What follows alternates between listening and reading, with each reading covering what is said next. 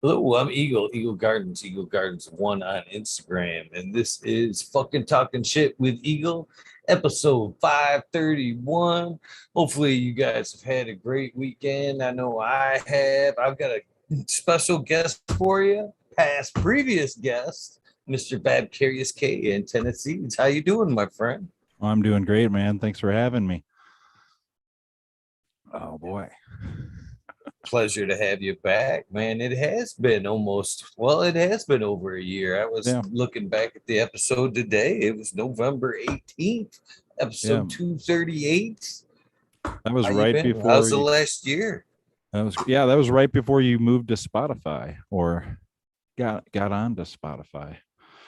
But yeah, the last year has been really great. Um I've been just doing lots of planting, lots of breeding, lots of growing. I did my first outdoor out here, and that was a lot of fun. And it really did killer. Yeah, aside from, I guess it's, not to be a downer, but it was the first time in my life that I think like five or six people that I was actually close to passed away for non-COVID related things. Just, but it was like, yeah, that was a real awakening. But other than that, other than some really tragic deaths, my year has been wonderful, and it just keeps on seem to be getting better. I mean, I'm on my fourth year of marriage, which just changed everything from for the better, and really just made all my growing and everything that I do. Just the love that I have for my wife, I'm able to sort of, carry out through my everything that I do, and I think it's really showing in my plants and in my genetics. It's just sort of, yeah, it's a very personal thing for me. And so when I'm in a good headspace and things are moving forward, I mean, I can see it in my plants. I mean, right now I'm literally growing the nicest things I've ever grown, ever. Just, because it's just my plants are trying to keep up with the rest of my life. And so yeah, that's really nice. And we got some new strains coming up. And oh, I'm sorry, did you have a Oh, question? I was just gonna agree with you there that your garden rather does mirror your life. If you're in good spirits, man, that the garden it can't be more beautiful. If you're kind of, humdum a little bit, boy, that garden can slip a little bit. That's for sure. Yeah, it's easy. I mean, I think the first 10 years of antenna, when I was doing this by myself, and it just, yeah, it was harder to just do the basic things sometimes to, but when you're, just to make your garden beautiful, to go, you're kind of taking shortcuts in that if you're just not into it, and or if you're relying too heavily, on it to make you happy. If it's the only thing making you happy, then, sometimes the opposite can happen. You put work into it, and then but it's still sort of lacking in some respect. But when you're happy, yeah, it just really just becomes a part of you, and like you just start doing it. And it just, over the last year, I've really simplified my methods. And yeah, I guess I could talk about that a little too. I mean, for as long as I've been growing, it seems, I would start with, in paper towels, then move to a 9-ounce cup, and then about a 1 liter air pot. And I transplant again to a 5-gallon bucket. And yeah, over the last 6 months or so, I've realized that, yeah, there's no need to start in those smaller containers. If your end result is a 5-gallon bucket, I'm just having incredible results by filling the bucket with all my soil and all my stuff to finish it in, then putting a little bit of that moisture control that I like, that Miracle Grow that everyone loves, just a handful of it, just to start the seed, and just letting it pop in the paper towel, then transplanting it. Yeah, and I mean, it seems so simple and stupid, but like, yeah, I mean, it has made such a difference for what I'm doing, because I'm not. I used to always think, you transplant, and then you let it get a little root bound, and then you move to a bigger thing, and you get that sort of burst. But yeah, I mean, now I'm just really seeing that most seeds just, or my stuff, they don't want to be messed with like that. They just really enjoy, um, being started where they're going to finish. And yeah, I don't know if that's a great help to anyone, but it's just, yeah, even I, after 20 years of doing this, I've found easier ways, and simple things like that I found were, holding up my growing. I mean, if you're just doing seeds, and then unless you're going to go to like 100-gallon container outside or something like that, but if you're just, yeah, starting in your finishing container, I'm finding to be, yeah, some really a helpful thing. And yeah, all my latest stuff has been just much happier because of it. And so I guess I want to retract some some of the things I said before about using the, air pots and, all this other stuff, because yeah, just try that handful of Miracle Grow and to start your seeds in. And it's just, I mean, I use all other organics, but that handful, but it just seems to just get them started those first couple weeks. It makes them really happy. And then, they can take on your organics and everything else. And, but yeah, I mean, that's kind of a big deal. I mean, it doesn't seem like it, but yeah, I've been so much happier with the results. And, yeah, I guess I think that would be a good time to take a dab after talking about that. Yes. But Take I don't your know. Do you have any dab thoughts on? Do you have any thoughts on that and on container and when Well, you start? I'm still at the guy that's up potting. But don't let me discourage you from taking that dab. We No, can no. talk and dab. Oh, I know. Yeah, I set this other camera up to be fancy so I could show or try to show what I'm. Okay, this is some. Where's that camera? There it is. Yeah, I pressed a bunch of stuff that I had around just so I could try it and talk about it tonight.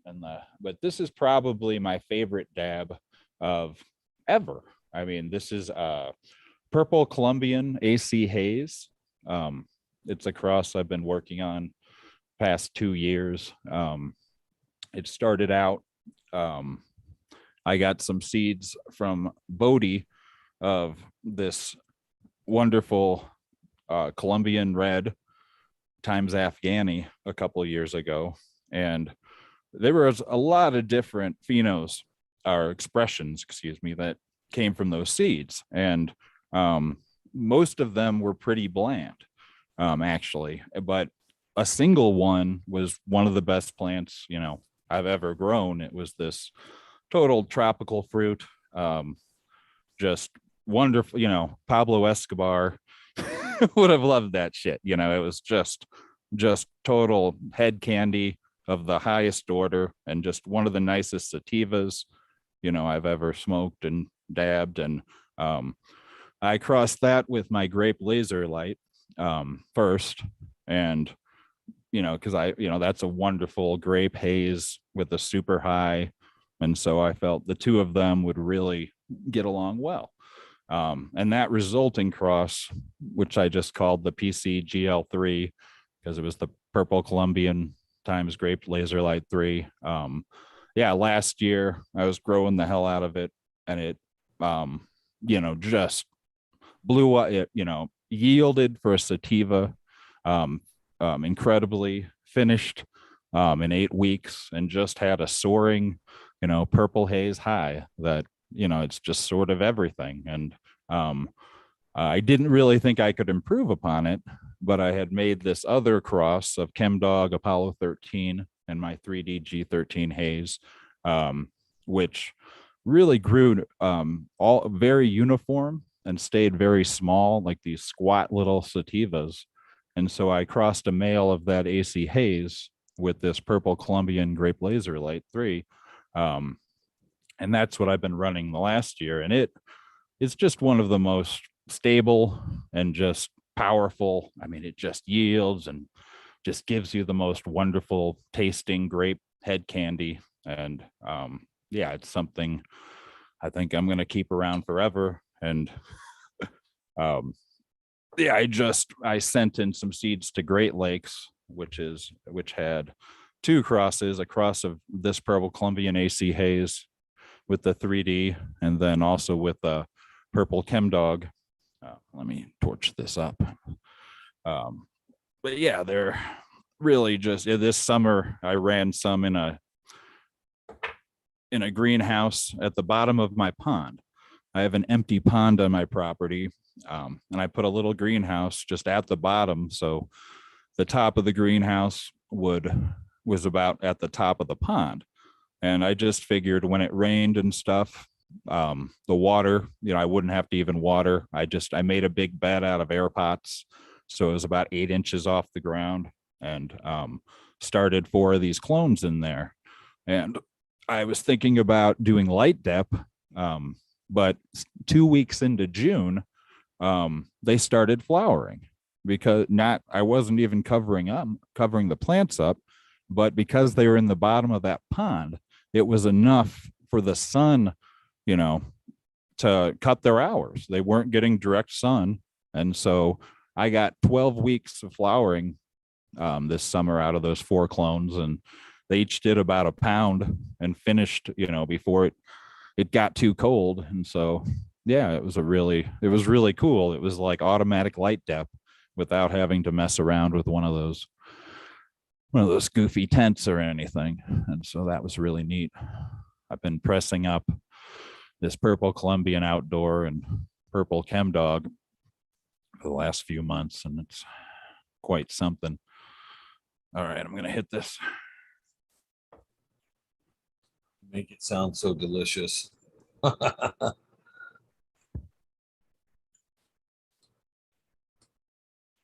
Yeah, it definitely sounds super delicious. Is that what you grew outdoors this year? When you're This and enjoying that day. Yeah, the purple Colombian AC Haze, and then my purple Chem Dog AC Haze, which is a very similar, just fabulous sativa. Yeah. Was she able to finish up out there? Yeah, well, like I'm saying, it started usually out here, it's the end of August and then the season is very short. I'm at 7,500 feet above sea level, and yeah, just usually by October 7th, we have a freeze. And so you don't have a really long period, but because they were in that pond and the light got cut off, yeah, they started flowering mid-June and got 12. I mean, they were so nice and finished, and they really finished perfectly. And that's nice for a sativa out here. They went a month longer than they do indoors, just because the sun was kind of weird, and because those things will finish in 8 weeks, no problem when you run them inside. But wow, yeah, that stuff is it's like everything you want in a cannabis product. I mean, for me at least, just that one hit just really sends you to the moon. And yeah, I guess the last time we chatted, I had just gotten my first rosin press, and I think I had mentioned, it's like, oh yeah, maybe I'll come back in and talk about how that's changed my life. And I believe it has. I mean, it really, I haven't smoked any flower, I think, in 3 or 4 months. I mean, I don't, I make rosin and oil from my flowers. I just find, it's crazy that after so many years, 20 years of just hitting bongs all day, to have moved to this stuff. But yeah, rosin is squeezing the orange. Now, I still enjoy my oil because it has, a different quality to it. I find the rosin, if all you're doing is dabbing rosin like I'm doing now, without the oil, it gets kind of heady and sort of I don't find it as satisfying really as mixing it up with the oil. And there's because the oil just has this blanket effect that just sort of hits every receptor in your body. Um, Whereas the rosin, because it maintains the terpenes so well, it really like that purple Colombian I just hit. I mean, that is all in the brain. I mean, it just and where if I kept hitting that all day long, it would I think I'd feel a little tweaked out. Whereas the oil just is. But the craziest stuff is it when I blend 1-to-1 rosin, take a few grams of rosin and a few grams of oil and put it in the spinner and heat it up and mix it together for 20 minutes or so. And I think that's the strongest thing I've ever dabbed, because the oil sort of protects the rosin from the heat. So you can do 1,000-degree rosin dab, which just sends everything. Yeah, it's if you're a super weed crackhead, then yes, blending rosin and oil is just something that everyone needs to try, because it just pushes both of the things, to the limit. But yeah, I find rosin and oil and in different amounts throughout the day to be quite nice. And just rosin is squeezing the orange. I mean, it really being able to really try like the flavor of, I mean, that's the best way to get the flavor of the flower. You're squeezing it out and at the right temperature. You get it. That too has changed. Getting that, I got a shitty rosin pressed first that fell apart in like 2 weeks. It was one of those plastic ones for like $400. And so then I went up to the Dually Tech, which is just the shit. And, it's not a huge unit, but man, does it crank out some good stuff, and it gets a lot of use. But yeah, I hope everyone that's getting my seeds invests in a press and really graduates to that, because it's something that I hope that as cannabis becomes more legalized and open, it's like right now most people are so thrilled to get good weed, but they don't really understand that there's a step beyond the most top shelf weed in the world, and that's that's the press. And I think when people, and it's just so much cleaner. I mean, my God, you just yeah, you just really feel like you're getting the most healthful blast of of cannabis you can. And along with that, it just has the most medical positive effects, because you don't have like burning flower. It takes a lot out of you. I mean, if you can get by with smoking a joint, every once and then you're fine. But if you need greater medication, then the flower can start to really hold you back, because you have to consume so much of it and then deal with the side effects of everything that isn't THC and terpenes and cannabinoids. And I had 20 years of huffing down that all day long. And so yeah, I'm just so happy to be able to produce rosin. And and it just it Sounds changed. like it didn't take you too long to make an impact on you if you're on your No. second press. Well, the first one was junk. And so I learned a lesson on that and returned it. It broke within 30 days. And so, they weren't happy about taking it back, but they did. And yeah, like that Dually Tech, man, that thing, you can like turn it 180 degrees while you're pressing it. And so you get gravity, and yeah, it's just made so nicely. And I'd like to get a bigger one, but I got this one in my kitchen, so it's like, it's just like the toaster or anything else, yes, my wife So, is very nice about stuff like that. so are you pressing flour then? It breaks my heart to hear people, put any and all that effort to make bubble and then turn Yeah. around and pressing it. I just feel like you get you could get so much better of a representation Right. straight from the flower myself. Right. How you press? I've never been, I've never made bubble. It's been something that I just, I smoked flower, and then a friend turned me on to those Yokan just electric pens, and I thought they were neat toys.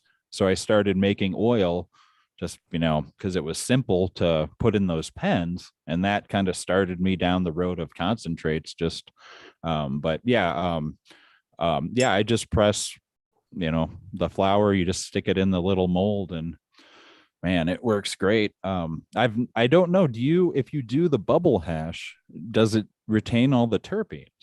I mean, I've just gotten really picky about now, maintaining the moisture and stuff, to They properly say press. it's super terpy, but we both know we're losing some of the terps as soon as that bud hits the water. As soon as Yeah, that yeah, flower hits the water, we're losing some. That's why I can't understand why more people don't just press the flower, because we yeah. know right off the bat, as soon as we're losing as the process goes, it just seems like a waste.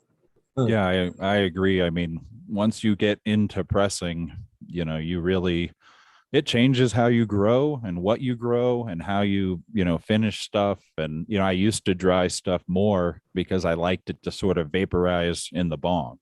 And so I had less moisture with it, and I didn't care as much about terpenes.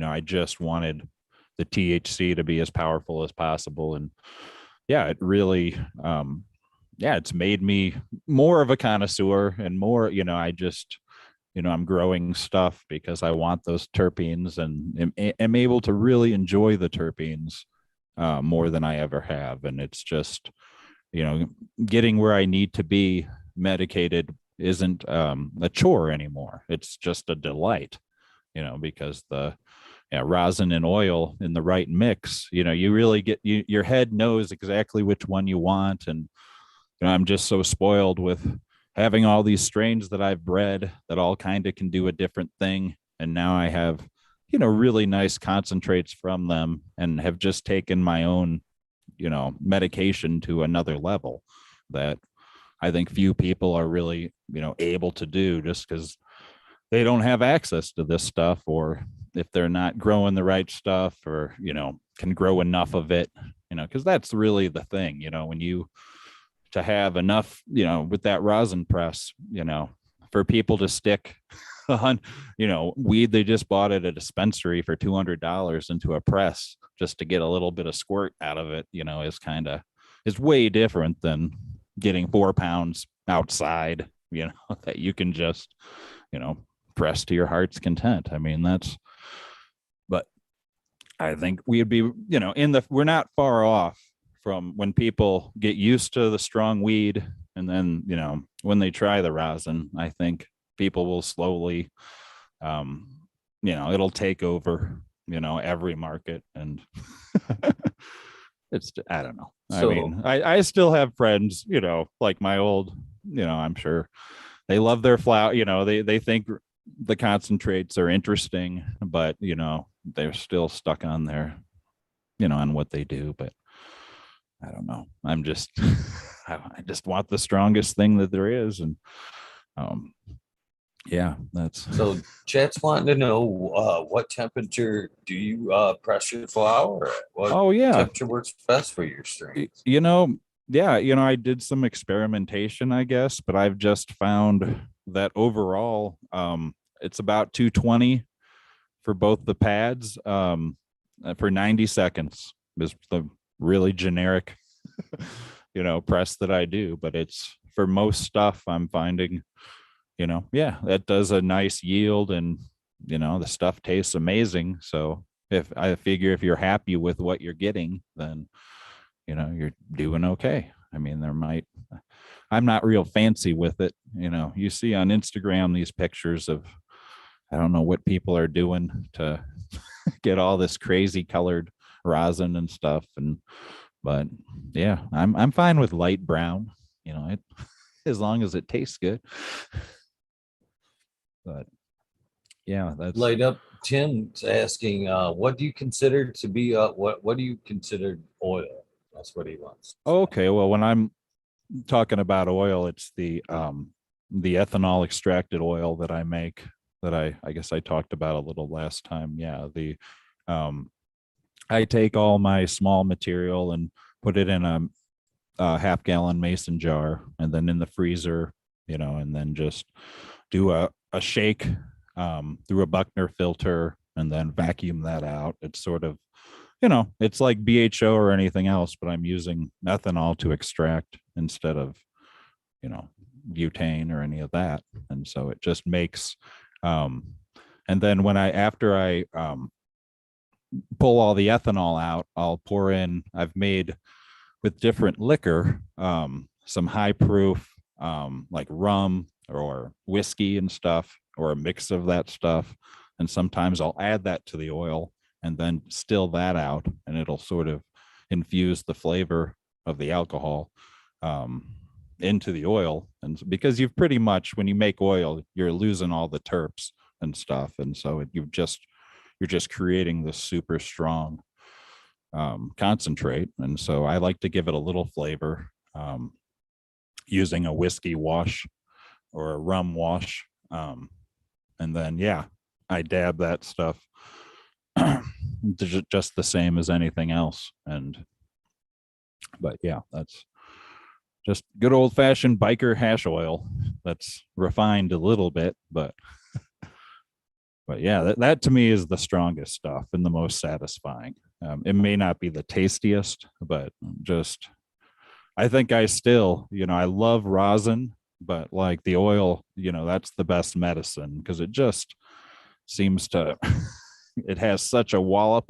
And, just the way that it, just the combination of the cannabinoids and whatever that extraction does, I find to be very satisfying, without, it doesn't make you tweak out, or it's just sort of a very baseline medicine that you can use all the time to just sort of, keep your tolerance really high. And then the rosin, you can sort of tweak things a little bit.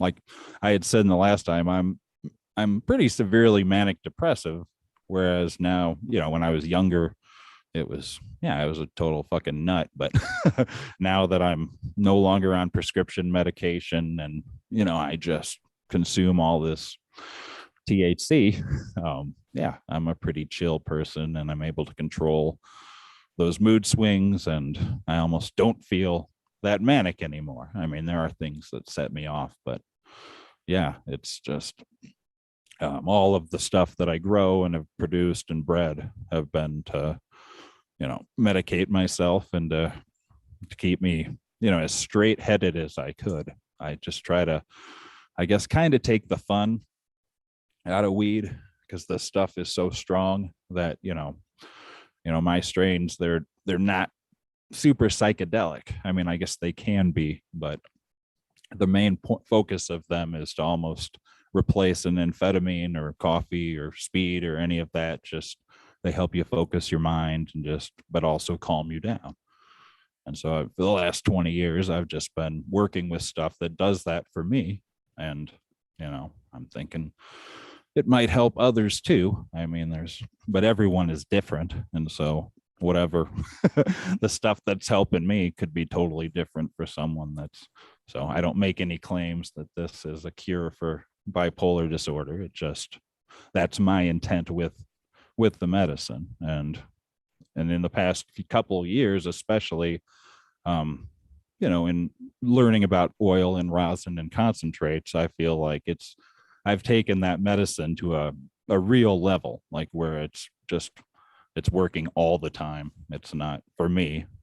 Whereas it was much more of a roller coaster when all I had was bongs and flour, because it just, was hard to get enough THC from that, without it having kind of a negative effect overall from just smoking all day. Whereas, when you're dabbing like I do all day long, it's just different. You don't ever feel messed up or not sober. It's just, you're in the zone. and very comfortable. This is where I live. And so I guess, yeah, I guess I went off on that.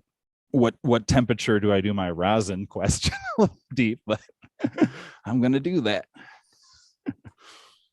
I like the long answers myself. And so does Chad. So no worries, my Yeah, friend. I don't. Is that some of your art in the background, or are them just No, you know, this album is my covers? wife's. I'm sitting at my wife's DJ booth. I mean, I guess it's both of ours, but she's like the serious DJ, and I have record albums. Those are Kraftwerk albums that are just hanging, just vinyl records.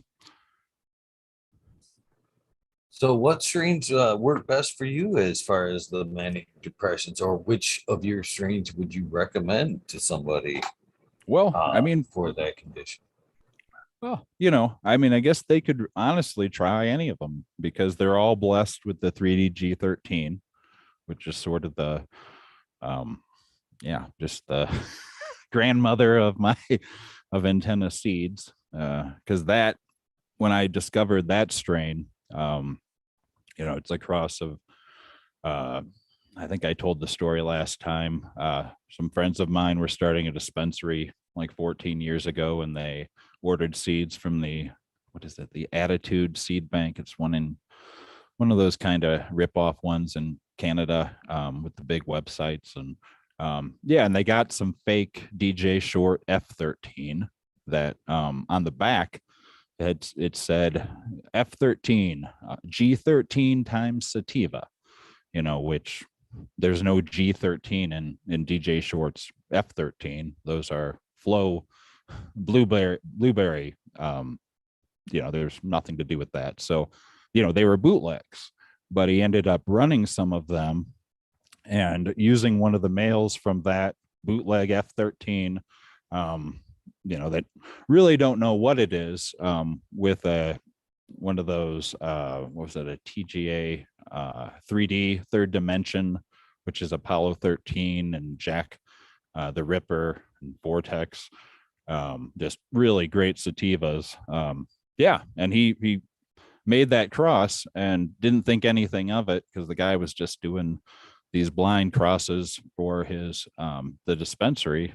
And I got some of those CDs because he didn't even like them. And when I ran them, and I was just like, holy shit, you know, this is it was very similar, I think, to, you know, when Mr. Soul discovered Princess, and that it was kind of like, you know, this is a this is a really extraordinary plant because it finishes really fast, but it has, you know, the most incredible hazy high, you know, just, and what you know, the antenna haze is different than like a Haze Brothers 14-week haze. I use the word, you know, like it or not, I use the word haze, you know, just to suit my needs. And so, you know, maybe because I feel the 3D G13, you know, can turn an 8-9 week plant, you know, into something very similar to a 14-week sativa.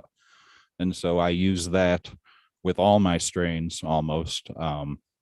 They get blessed with the 3D G13 because it tends to make any plant just better. It sort of will give, you know, 3 different expressions. It'll give like a hybrid. It'll give, you know, a couple 3D expressions, and then it'll do ones that are very similar to the mother, but what I think are better. You know, I usually, if I get something nice, the first thing I want to do is cross it with the 3D, because then I know I have a good example of it in seed form that's going to be just as good as the mother or better. And so that's kind of, you know, how I do antenna. It's the power of the 3D. You know, I try it with different stuff and have made strains from that, and the head games, grape laser light, red laser, you know, just I think I'm going to have about 47 different strains on the Great Lakes site, and they're all just variations. You know, it's kind of like Taco Bell.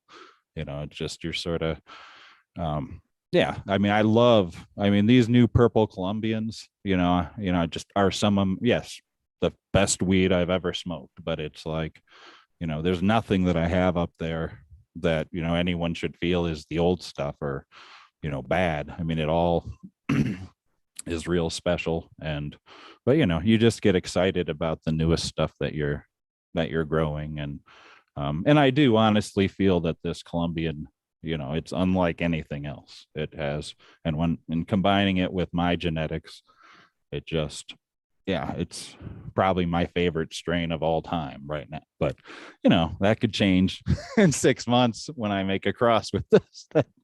But yeah, so far, yeah, it's one of the most satisfying things I've ever tried. And the flavor is just, it's grape candy. I mean, it's just, I like grape candy, but yeah, let's try something else here. Let's see. Something that isn't grape candy. I've got this is some, yeah, it all looks the same, but it's just this is some Gorilla Dragon OG.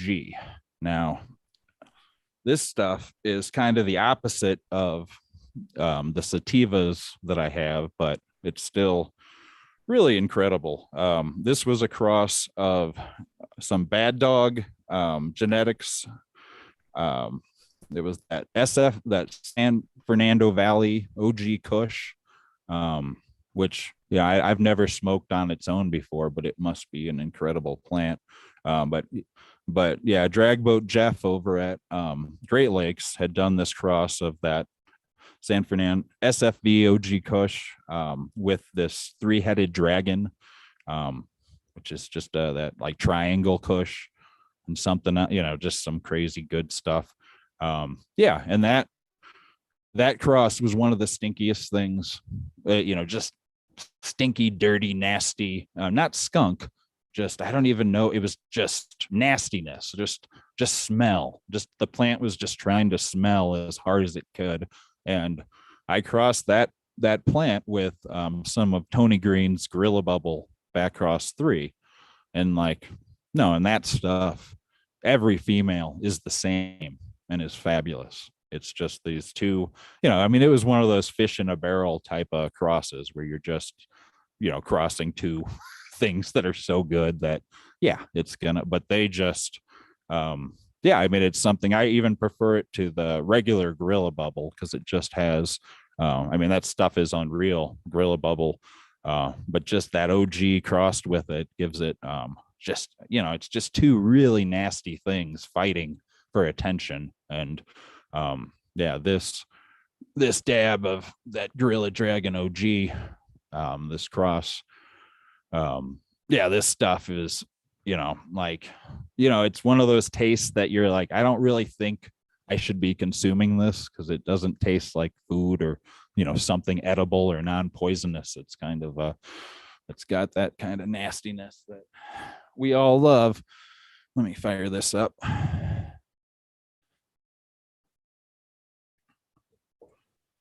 Oh, I'm in a much more comfortable chair than I was last time too. So this is nice.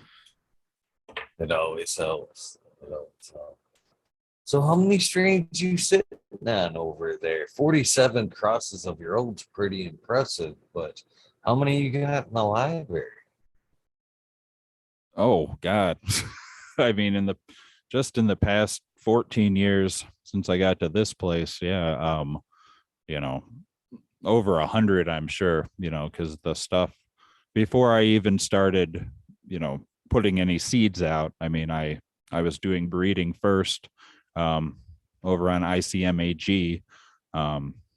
Yeah, and just, the stuff was good, but I wasn't, until I got that 3D G13, that was what really made me go, oh, I have something that, should be out there. I mean, before I was making crosses and learning, and just how to do it and stuff, and made some beautiful plants. But when I started sending the seeds in and stuff, it was because I felt like I had something special enough to do that. It wasn't just just for the fun of it. Like, no, I need to get this out. And so I think I've done a pretty good job of doing that. Just people got to buy them. All right, here's some Gorilla Dragon OG. I'm bad about waiting for the banger to get cool off because I like hot dabs. Because you get the hotter the dab, the higher you get. I was over here taking notes too.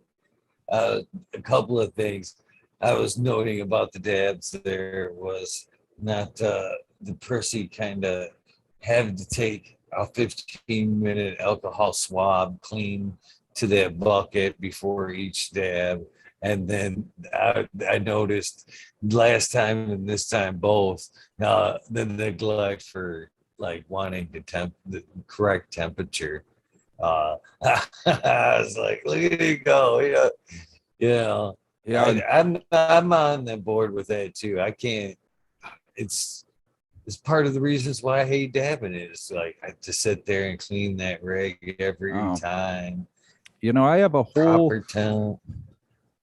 I have, I do it. kind of a neat routine though with my oil and all of that and the cleaning because it's like because I do the oil, I can kind of, I don't know if you can see this, but these things are a godsend. They're this piece. They have a silicone puck on the bottom. I don't know if you've ever seen this. It's just a little 5 mil.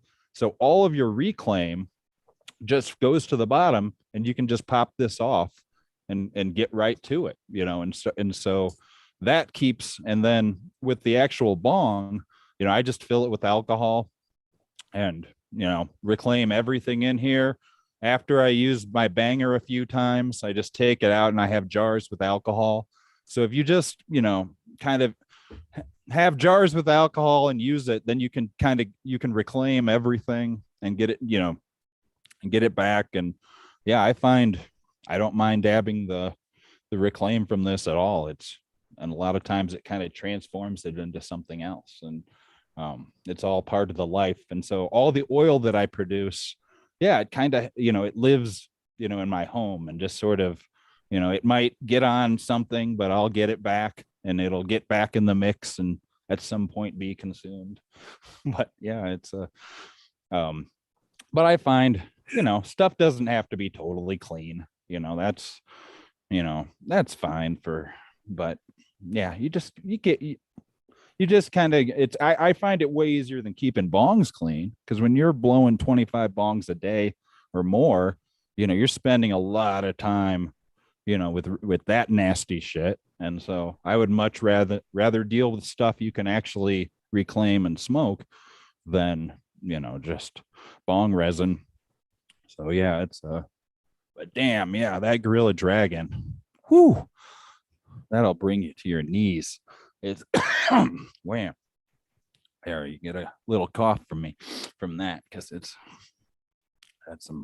that's a totally different story than the purple Colombian that I had. It just because that's more of a hybrid, I would say a mostly sativa hybrid.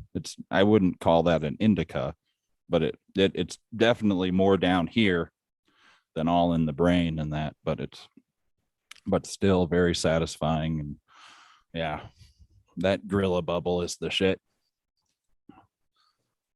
Have you ever It's grown pretty that? fat, right? I have not. No.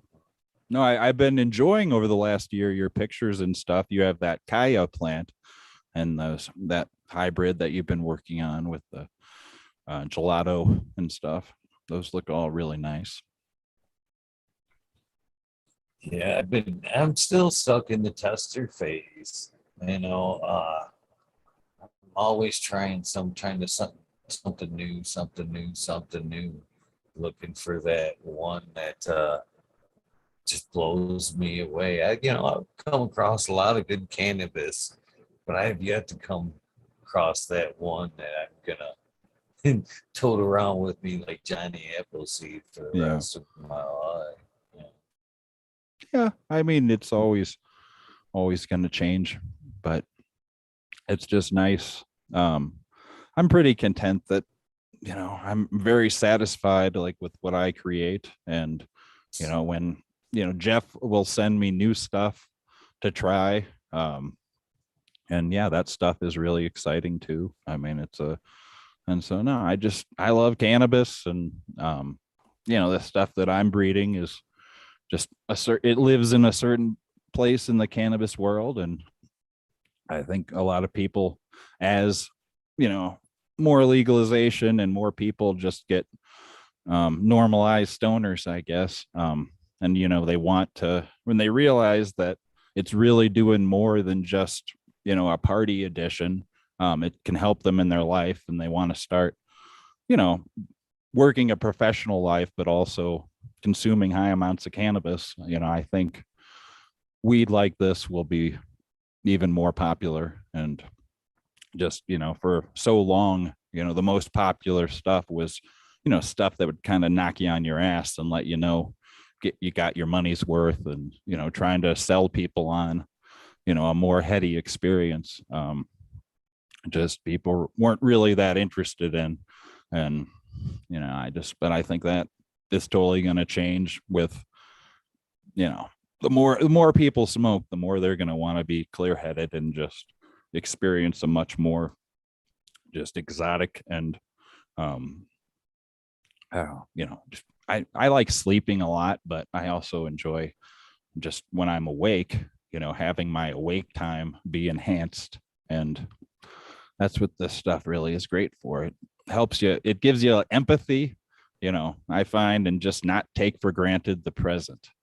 And that's really one of the most important things that people can do, is just not, if you're not realizing that, if you're living in a good time, and you're not just, if you're just trying to think about the future, or, just that, it's not wrong, but I feel much better to really enjoy the present as well as you can. And psychedelics and cannabis really, they celebrate the present. And yeah, that's time is something when you're bipolar. Time can kind of become really strange. And so having things that, sort of allow you to have your own clock and regulate that clock well are very important. Because, that's that, if that makes sense. So how many strains exactly were released this year? 21. What were 21's releases? Yeah, I guess I just missed all the Black Friday sales, but I sent in 7 new ones, which were just one of them, which is cool, was my first hemp strain that I've created. It's antenna hemp. It's a cross of Charlotte's Web and this La Creme Circles, a CBD and a CBG. And I started growing that because my wife likes rolling that into her joints with a little real weed. And and so those were fun plants. And I just wanted to put out a hemp strain that wasn't feminized, that people could grow and work with. And so, I sent in some of those. And another kind of interesting one was I had ran some of that Putang back cross that Jeff had made. That's really popular right now. And, I thought it was an interesting plant. But probably the most profound thing about it is the lavender smell.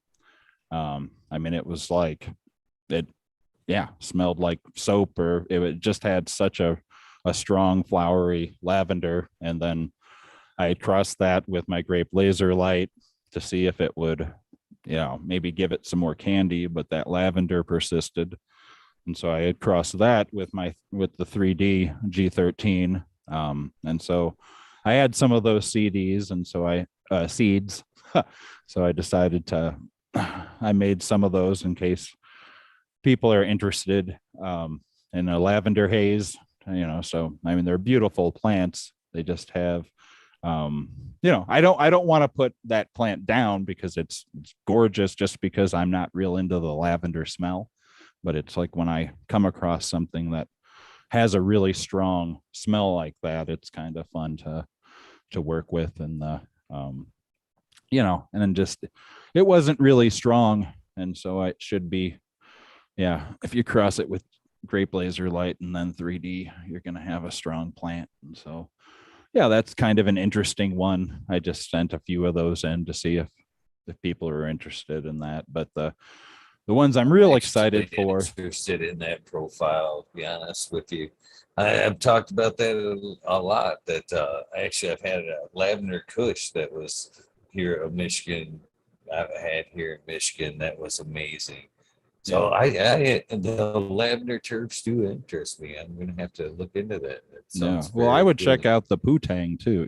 Just you've seen that before, I'm sure. It's all over Instagram, and that Mass Medical, I think, is the guy who made that. But I'm sure if that the original is very lavender heavy too, because even in a cross, it really came through like several times. And that was interesting. Another one It seemed is, like the grape would add, or the lavender would and grape would be a nice flavor mix. yeah, No, they should, if you do get some grape laser light expressions within those, I mean, I think they would blend well. But I was surprised at how persistent that lavender. And it was interesting because at the same time I was growing the La Creme CBG seeds, and they were completely lavender too.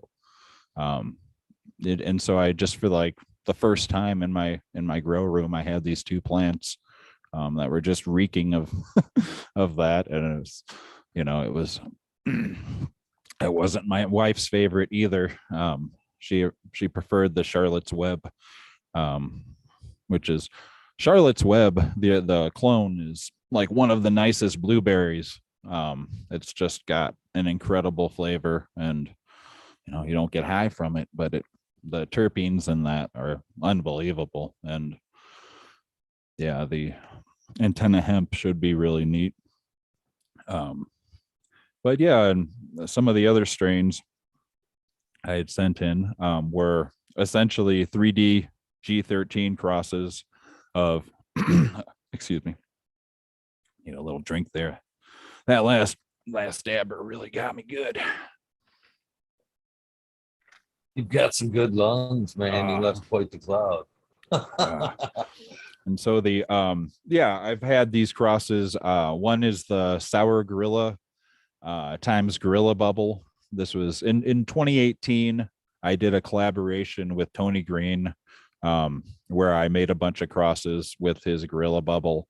And for the freebies, I had gotten this Sour Gorilla, which was a nice sour diesel, times Gorilla Glue cross, and cross that with the Gorilla Bubble. So it's just a super sour, and it's got some sour diesel left, but it's got a lot of glue to it too. And that's it's just beautiful kind of sour diesel Gorilla plant. And I hit that with the 3D, and I'm growing that now. And it's look at, like I said, at most plants, when I cross them with that 3D, it doesn't change them. It just seems to bring out the good qualities in them and make that more stable. Like you're just going to find, more nice ladies. A good one is this Gorilla Dragon OG. It's a wonderful strain, and any females you get from it are great, but for some reason I tend to get a very low amount of, like, if I run 20 seeds, I'll probably only get 4 ladies from it. I mean, those 4 ladies will be perfect, but it's but after I cross the Gorilla Dragon OG with the 3D G13 that I'm running now, those, I'm getting 70% females. And they look very similar to their mothers. They've just got, a little more haze to them. And so it's, I've just sent in some crosses where I've taken stuff like the Sour Gorilla Bubble, the Gorilla Dragon OG, and crossed them with the 3D G13, and sort of just giving them a kick in the ass. It just kind of antennified them. And it's another rosin I have here I'll hit in a little bit is yeah, just this crazy cross I made of the 3D G13 with the gorilla bubble. And what's interesting about it is both of those parents are really good father stock. They're very good breeding stock because they just want to make whatever they hit stronger. And so by using, essentially two pieces of breeding stock on each other, you just get this crazy just explosion of like the terpenes are like the color black. They just, you can't even describe it. It's just so just that nastiness and the smell of getting high, just that when you smell it and you go, damn, that's gonna be lethal. And yeah, those two, that antenna gorilla haze is another one that just, yeah, I mean, I think it produces as much THC as a plant can. I don't have an ability to test them yet, but just from my head, um and squeezing rosin out of those and trying that stuff, I mean, it just has an enormous boost. There isn't a lot of flavor that you can sort of comprehend, but just it's, yeah, just that flavor of sending you to the moon. I mean, it is so just rocket fuel. And yeah, those are what I like. Sounds make it sound very appealing once again. So tell me about this the white times the sunshine number 4 is. Yeah. Was that just a tester? Is that a release? No, I just popped some of those today. They just came up in the pots. Yeah, I had crossed the white, that was a cross that I had gotten from Bad Dog from Jeff. And those, I had one that was the one pictured, just pretty beautiful. And I crossed that with the 3D. And I'm trying those seeds right now, but I didn't make a ton of those. And I just figured I would hold those back and see how the mothers did, and maybe make F2s or something, or do something with it. Yeah, but those should be extraordinary.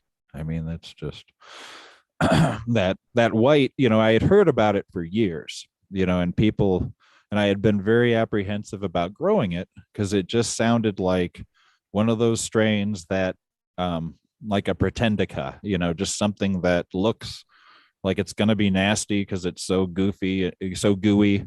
But I've had these strains where, I remember I crossed an OG Kush with bubblegum, and yeah, I would post pictures of that because it was just one of the most beautiful plants. But the high, it's sort of, all the THC was on the outside of the plant or something, and I began to realize that sometimes the gooeyest plants are not the strongest. You can have a plant that doesn't even look that, like all the gooey's on the inside. It's a weird thing. And that, and has the best head. And so anyway, the white, a lot of people had criticized it as being like that, as being all a shower, not a grower, or what, just all looks. But yeah, that cross with that Sunshine 4 is, another whatever it, I think it's a Chem Dog and something strong. So yeah, it has a nice, that plant was,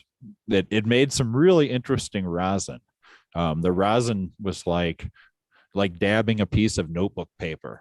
Like that was, but in a good way. I don't know, like fruity notebook paper, so it had, yeah, but yeah, I'm going to be running those and showing those over the next couple months. And then I just made some more crosses. I had a 3D G13 female that was really nice. I had re-vegged, and a Gorilla Dragon OG. And I just have tons of bags of pollen in my crisper. It drives my wife crazy.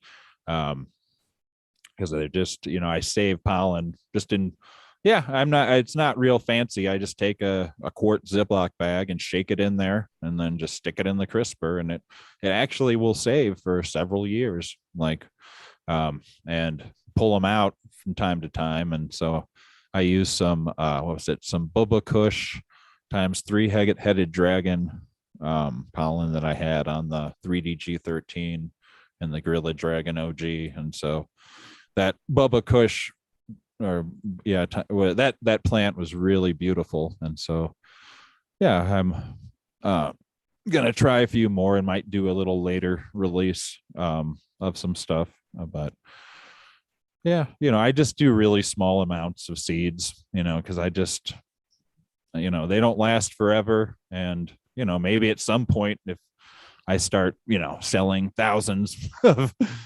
packs or whatever, but right now I don't want, stuff to be too old. And, I really pride myself on everything germinating well and just having really good stock. So yeah, it's, to answer your question, yeah, I'm running those now, and I think they'll be spectacular. And I've got to agree with Gorski in chat there that the purple Chem Dog AC Haze looks fucking fire. I totally agree there, Gorski. How is that one coming along? What's the terp profile on that? Yeah, it's very similar to the purple Colombian. I grew those two in the greenhouse this year, side by side, and yeah, they're if you've ever tried Chem Dog, it's just a super bright-headed sativa, and then blended with mine. Yeah, I mean, it's just a train wreck of just super great sativas. With that purple Chem Dog just sort of leading the show. It's just it tastes very similar at this point to the purple Colombian, and I released a cross of the purple Chem Dog and the purple Colombian, so that one should be interesting. And then but I thought for this run I concentrate on the purple Colombian, and I did. I should give a shout out to Michigan Monkey Nuts, who I'm sure is listening and is a big reason why I'm doing this a second time. It just because he said he really enjoyed the first one, and that's all it takes with me is if, one person. And so I'm just like, okay, if one person liked it, I'll do it again. And so yeah, but no, I sent in for him, because he's he's that one guy on Instagram who's just so awesome, supportive. And so he got a pack. I sent him in a fat pack of purple Chem Dog AC Haze, but I have not released it yet on its own. But Michigan Monkey Nuts is getting one because he's cool. Well, we all enjoyed the last visit. I mean, come on. It wasn't just Michigan Monkey. No, I know. He was just he was vocal about it, and so I appreciated that. It made me feel good. And he was saying he was like listening to it while he worked in his garden and stuff, and it's like, oh man, like I think about the things that I enjoy, like the American Dad and things like that I sit and listen to in the background, and they make me happy. And I thought it was cool, the idea that I was like that, that someone could listen to this and enjoy it in that manner. And so that was cool. So do you just have a lot of Michigan fans, or are you a Michigander, ex-Michigander? Well, no, I'm from Illinois. But my parents, they went to Kalamazoo. They met there, and my dad's from Three Rivers. And so, I visited there, and I have, I think on his side, on the Swedish side up in the UP, and like in Bad Axe, I'm sure I still have relatives. And so, yeah, it's, but I think it's because of Great Lakes is located in Clio, Michigan. I think that's the only place I distribute my seeds from. So it kind of feels like, yeah, I have some fans in Michigan just because of Great Lakes and that. But yeah, I've been to Houghton Lake, and I enjoyed that. And that's my backyard. Yeah, as a kid, we took a trip up there, and it was kind of funny. My mom found some resort. This was before the internet in the 80s. And when we got there, the place was not, what the brochures had seemed, but, it was kind of a rundown old motel that had been converted. But, we were kids and there were tons of kids there. So we thought it was great and everything, and it's a fun place to hang out. And then what is the Porcupine Mountains? When I was in my 20s, I did a nice little backing pack trip through the Porkies, and that was, Michigan is, man, it's beautiful.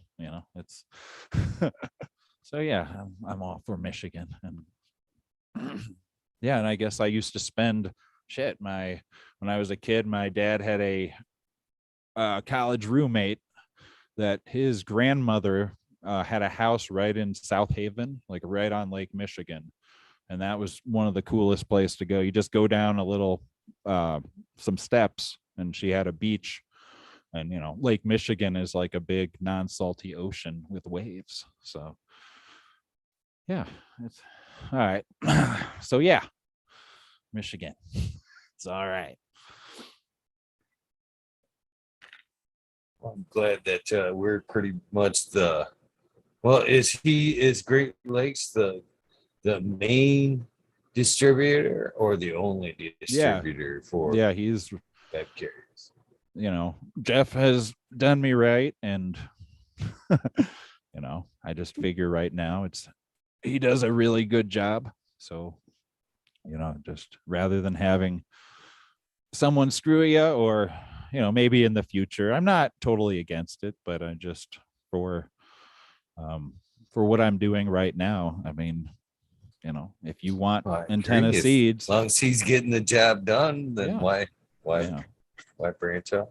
Well, I mean, you can get my seeds, and I know that if you order them from there, you'll get them. And so, right now that's good for me. It's kind of, I was saying before, like I enjoyed kind of how Brothers Grimm originally, they were just at Heaven's Stairway, at one or two places. And so if you wanted to get Cinderella 99, there was something really cool about it not being everywhere, because you kind of felt like you were getting something a bit more special. And so that's how I feel about antenna, is like, if you're in the hip to know about it and it's something that'll work for you, it's like, you go to Great Lakes and they've got such great other, there's other breeders that, the top in the country, and, all the freebies that he throws out there. It's really, you're stupid not to,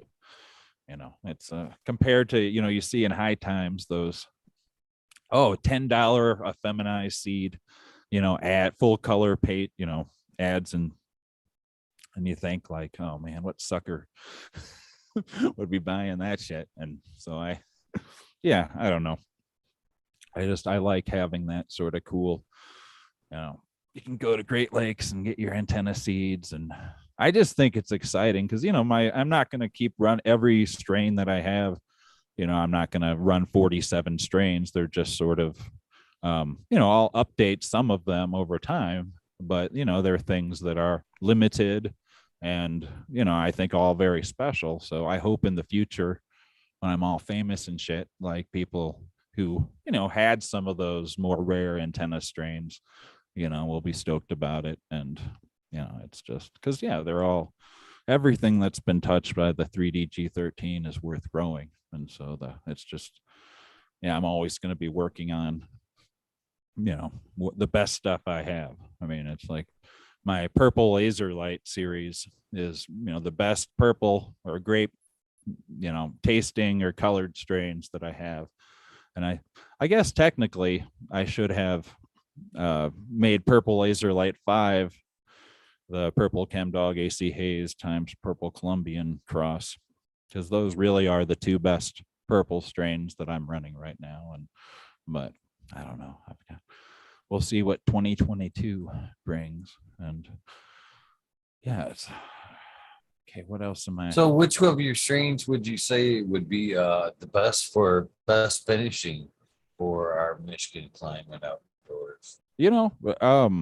I think, yeah, if you would have, I don't know if you saw, Jeff ran some purple laser light 4 um, outdoor, and he just, man, those things were enormous and seemed to finish, yeah, just fine. Most people seem to find most of my strains because they all, the red laser lights, will go longer than 9 weeks.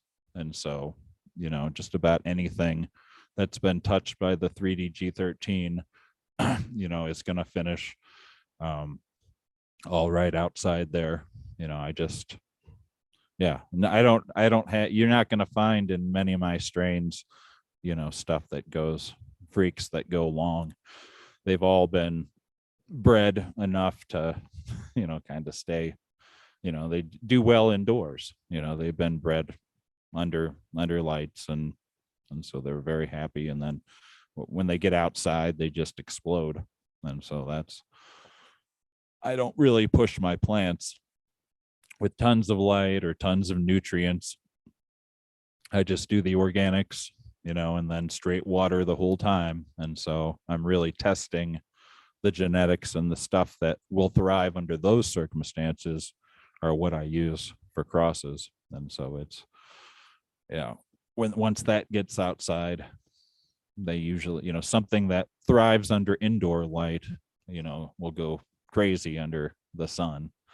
And so that's kind of, yeah, they're kind of built in good outdoor plants. And I've seen people, I saw a guy in Jamaica growing some purple laser light 3 a few years ago, had sent some pictures in, and that was really exciting. Just, any of that, when I hear about people in different countries and, growing it, it's so exciting to see, especially, because that's where sativas come from. And so like when they're, when people in the tropics are growing like my sativa there, like that's really cool, because it's, I'm sure they would go absolutely nuts under all that sun. That would be a dream. My wife's from the Philippines, and I'd love for them to legalize sometime so we can have a house there where I could split my time growing under the sun. That would be really awesome.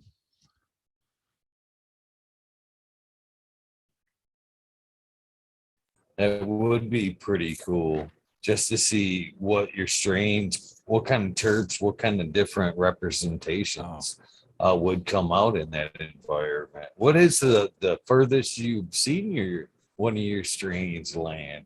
You're Oh, talking about in different countries. yeah. What's Well, the I saw a guy furthest in you've seen it grow? Australia.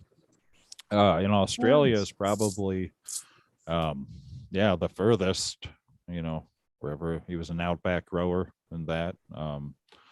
So that was really neat, because I had sent in a bunch of seeds to ICMAG years ago. And yeah, they had some problems over there. And then I thought they had all disappeared or whatever. And then I got a message that they had found them. And so I just told them to release them as freebies, because that's a more international seed bank. And so I just figured it would, yeah, there's a couple hundred packs of red laser light and head games and some really good stuff that got distributed through them. I'm kind of sketched out about, mailing seeds to Europe is still kind of, you can lose stuff real easy. And I tell you, making seed packs that's a lot of work. And it would be heartbreaking to, make all those seeds that packs up and then have them be lost to customs or some stupid shit. And so, yeah, it's kind of nice to, yeah, I appreciate, seed bay and all that stuff. And it would be fun to, take part in the international trade. But right now, yeah, I just like my Great Lakes. I hope everyone And we listening. definitely have some I know they're wondering too. We got some folks from Germany, UK, and Australia floating around in the chat right now. Oh, I knew they were probably wondering if it was available for them. yeah. Well, I mean, Great Lakes, they deliver worldwide, I believe. And so, yeah, anyone, you know, can make the order if they want to try. Yeah, I would. Good to know. Yeah, that would be Hate cool to to. discourage. It would be, if anyone, has like a dispensary, in Amsterdam and wants antenna seeds, I'd love, you can have them for free because I would love to. A dream would be to, when I get to visit there again, go into a coffee shop and then have like purple laser light or something like that would be the coolest thing. Because it's just, yeah, it's so expensive to grow weed there. And so anything they're growing, someone's putting, they're risking a lot and they're just spending a lot to grow it. And so that would be really exciting. But yeah, I love Amsterdam. That's it's a wonderful city. Got one from New Zealand. New Zealand. Oh, yeah. I have a friend who moved, a high school friend who moved to New Zealand when he was in his early 20s and yeah, never looked back. He calls everybody mate now. When he comes back to visit, he's like, "Hey, mate." You're just like, oh, "What? Okay." That's weird, dude. But yeah, that's, I think, a very nice place to live. It seems like, they got it, a lot of things worked out there to be civil people to one another. And I'm sure there's some nonsense just like anywhere, but yeah, people seems pretty chill. I hope to visit there someday. I hope your flowers there when you land. Yeah. Yeah, well, how I don't think they have too great of legalization in New Zealand, though. I think it's pretty strict. We've got one. We've got one connection there, if I'm curious. It's always nice. It's funny to think about that these days, man. The world's pretty small these days. I've jokingly said to my daughter a couple of times, I think we could go pretty much anywhere in the world right now and we could find some cannabis. Oh, One yeah. way or another. I bet I could find somebody. Yeah, I don't know about Dubai. That might be a little sketchy, but but yeah, most I mean, when I visited the Philippines, when I was visiting my wife for the first time there, yeah, that was pre-Duterte, and I got to try some of the, the stuff they grew there. That it wasn't very strong, but it was satisfying and nice. And but yeah, there's weed everywhere, and I think if America goes fully legal, there'll be more. The rest of the world will follow and make it really nice to travel to places, for, like Colombia or, just go to these tropical countries, and where they get back to growing good weed. And that would be the neatest vacations. Just to go travel to different places and try their origin weed or whatever they're growing under just those, the Philippines would be so amazing if they get off the methamphetamines and turn the whole country into stoners. And because they're already so super chill that it would just, if they could make money from growing weed there, it would be really fun, like fun to visit. Oh, or even live. I would be really tempted to to move there if I could just grow under the sun year round. That would be pretty cool. But yeah, maybe even though I don't need this, maybe I could try some of that purple chem resin. I've been, I had so much of this. It all looks the same. It's just kind of light brown. I ain't fancy with my resin. It's strong and tastes good. But I'm sure I'd love to take a class like in Colorado or something, with those master concentrate makers that do all those neat stuff. And like, how do you make those diamonds and shit? Like, I wouldn't even I know think how. that's just kind of by like heating it up a little bit. Oh, It's for it's how you get the diamonds. I know you can make diamonds from your bubble hash by setting it on basically on heat mat for a while, stirring it until you can bring out the diamonds in it. But other than that, I'm not too sure. I'm pretty limited by as far as my extraction abilities go. Uh, Dry sip, bubble hash. I haven't stepped into the rosin realm yet. right. Just too many things going, basically, to kind of. That's an art, just like you're saying.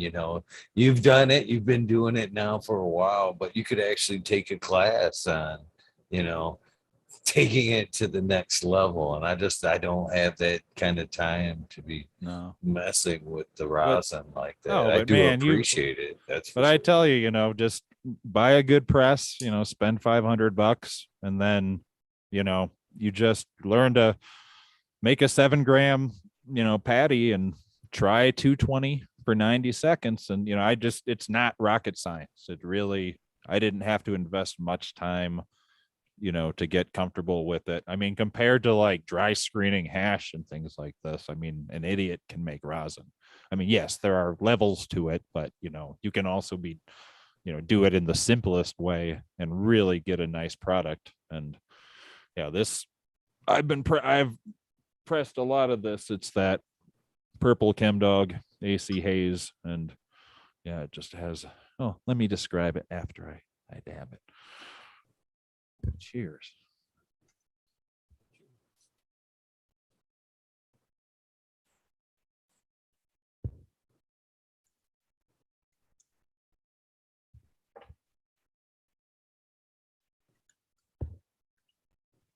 Holy cow, you got some good lunch too. Holy cow, you got some good lunch. Yeah, it's just it's so sweet candy. That's a great description. But yeah, it's just grape candy. It tastes very similar to the Colombian. They both are very similar crosses, and they've been touched by the Grape Laser Light 3, which has intense flavor that added. The purple Chem Dog alone had just a fabulous grape flavor to it, but the grape it had more of a, I guess, a natural grape flavor. And the Grape Laser Light that I make, it has that nerds candy kind of grape, just a more artificial grape. And so the two blend pretty nice. And I just, yeah, what are the terpenes? That is it myrcene, is that, and linalool, is that what make up the grape sort of flavoring in cannabis, I believe. I believe you're absolutely correct on that.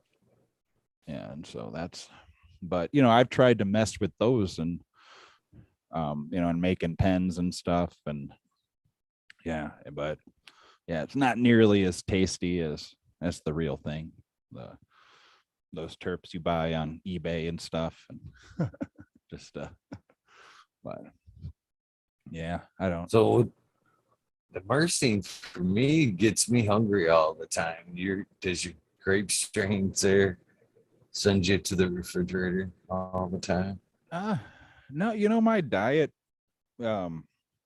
just because I live an hour and a half from the grocery store, so we do our grocery shopping, and sort of yeah, I'm just sort of in balance with how medicated I am. And so I guess at my level of of how much I dab, and that yeah, I poop when I need to poop, and I eat when I'm hungry, but I don't tend to do things to excess, because it's like I think a personality that would lead to excess. But I find that because cannabis is so satisfying to my to my brain, that it makes me calm down on other, I'm not, seeking food, or, it's just, I'm not eating for pleasure. It's just sort of, I'm very in tune with kind of what I need. You know, the only thing I should I like to drink a Pepsi Cola, one a day, which I probably, I know that's bad, but I fucking love that shit so much. And that's the worst thing that I consume is, a single soda. But yeah, everything else is, yeah, it just kind of keeps me in balance. And my wife and I have really gotten good at cooking. I spent years just, eating like a bachelor. And, since she's been here 4 years now and had never really cooked before moving here. But when you don't have restaurants and stuff, it's worth your while to learn. And yeah, she's gotten just, well, everything she does is just seems to be, she's young, that generation that can just do everything good. It's just kind of sickening, how it's just like, oh, I'm going to achieve this goal. And like, it's just, yeah, it's pretty crazy. But so, yeah, I look forward to dinner time, but I just kind of try not to spoil my dinner because, we eat good. But yes, I guess, it does stimulate the desire to, which for me, as a bipolar, it's really, eating is important, even when your brain doesn't want you to.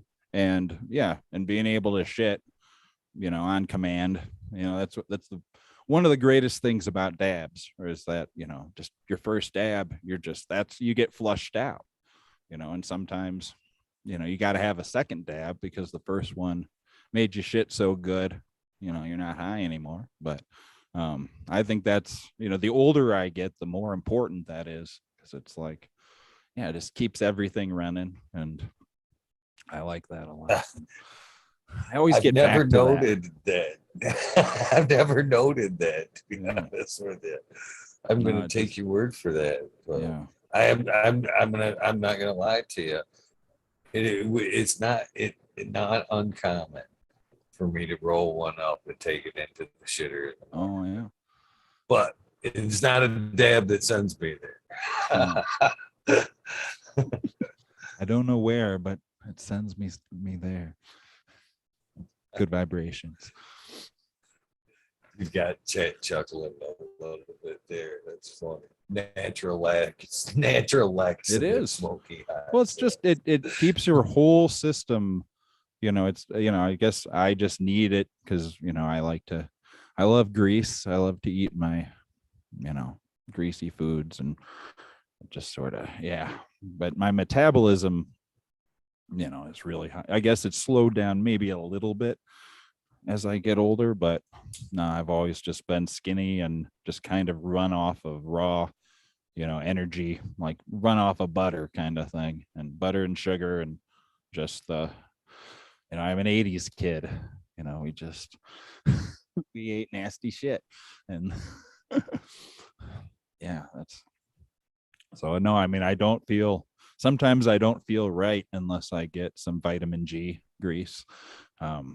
You just need that, and you're just, no, I feel great now. Like everything is normal. And so I don't know how I would do on a vegan diet or something like that, because I think I would just, it works for some people, really great, but I need my New York strip steak, just that's, give me 8 ounces of that, every 10 days and I'm good.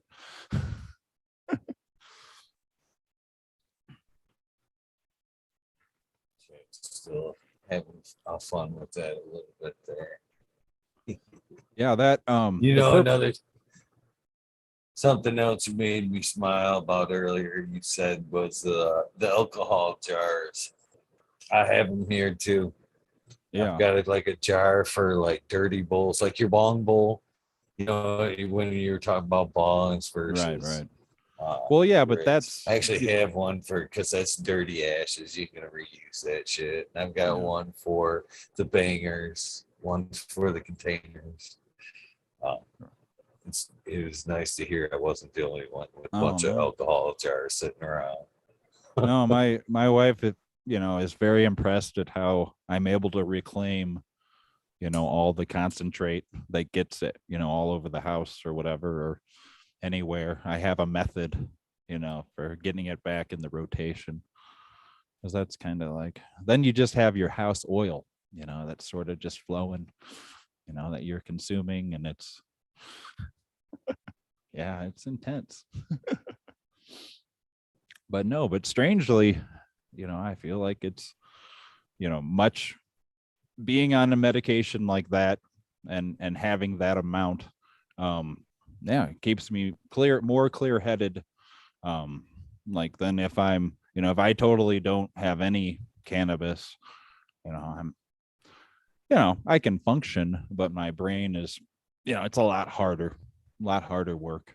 And so it's, yeah, I'd much rather just, I'm glad that I know how to get where I need to be, just to be, a more sober person. I guess that's just it's just strange how you have to, I guess to some people, wearing glasses, if it's the wrong prescription, it wouldn't help you at all. But that's how I kind of see my tolerance, to cannabis in this. And I just found that, I've always kind of been like that with when doctors used to give me prescription drugs, they marveled, at my tolerance to all of that stuff and just the ability to. And so, yeah, I just kind of went with that, all right, I have a brain that can handle a lot of things. And so I just got to find the right thing and the right combination.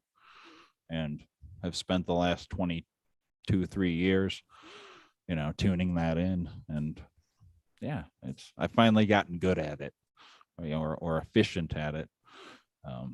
But yeah, I don't know what other people's, purpose for cannabis and that. I mean, whatever is good. I mean, everyone doesn't have to be doing what I'm doing, to this degree. They can enjoy, stuff very casually. Man, And I'm glad you just found something that can make you comfortable without being caught up in the pharmaceutical mess. Yeah. That's what I'm No, grateful for. Yeah, that's I have a kind of amusing story. um from, yeah, my dad, who's 73, who I spoke about, he has had several stroke. He retired a few years ago and then proceeded to have a stroke about every 9 months, after that. And so he finally has recovered enough where he could fly out to visit me, which was really fun. And yeah, I got to fulfill a dream that I had, which was, my dad actually trying, some of my weed and sitting there and watching Jackie Brown with me, which is one of our favorite movies that we've watched a million times. But yeah, this was I got to experience the first time, with my old man, on the vaporizer, because I didn't want to scare him, because he's someone who, has never tried that, or if he had, it was in the 60s or something. But yeah, he hasn't tried anything like this. And so we got to, and every time he would try it, I was expecting it to really, knock him out. But he just kept hitting the vaporizer, and you could see it in his eyes that he was feeling it. But it was, he didn't, I wasn't satisfied. I was just like, why aren't you all fucked up from that? Like, how can you try weed this strong for the first time and and just be sitting there, grinning? And he's just like, oh no, it's all right. But he was really open, because he's pretty disabled from those strokes. He has to use a walker and stuff. And so now he's just like, I'm willing to try anything, to improve my movement. And well, let's just say when the vaporizer, when he said he wasn't feeling that, I decided to take it up a notch And a friend of mine had given me these THC pills from a dispensary that were like 50 milligrams. And so I was like, here you go, mister. I don't feel anything from your super strong weed. Why don't you try one of these pills and see what you feel? So yeah, he was talking to God, and it was a pretty profound.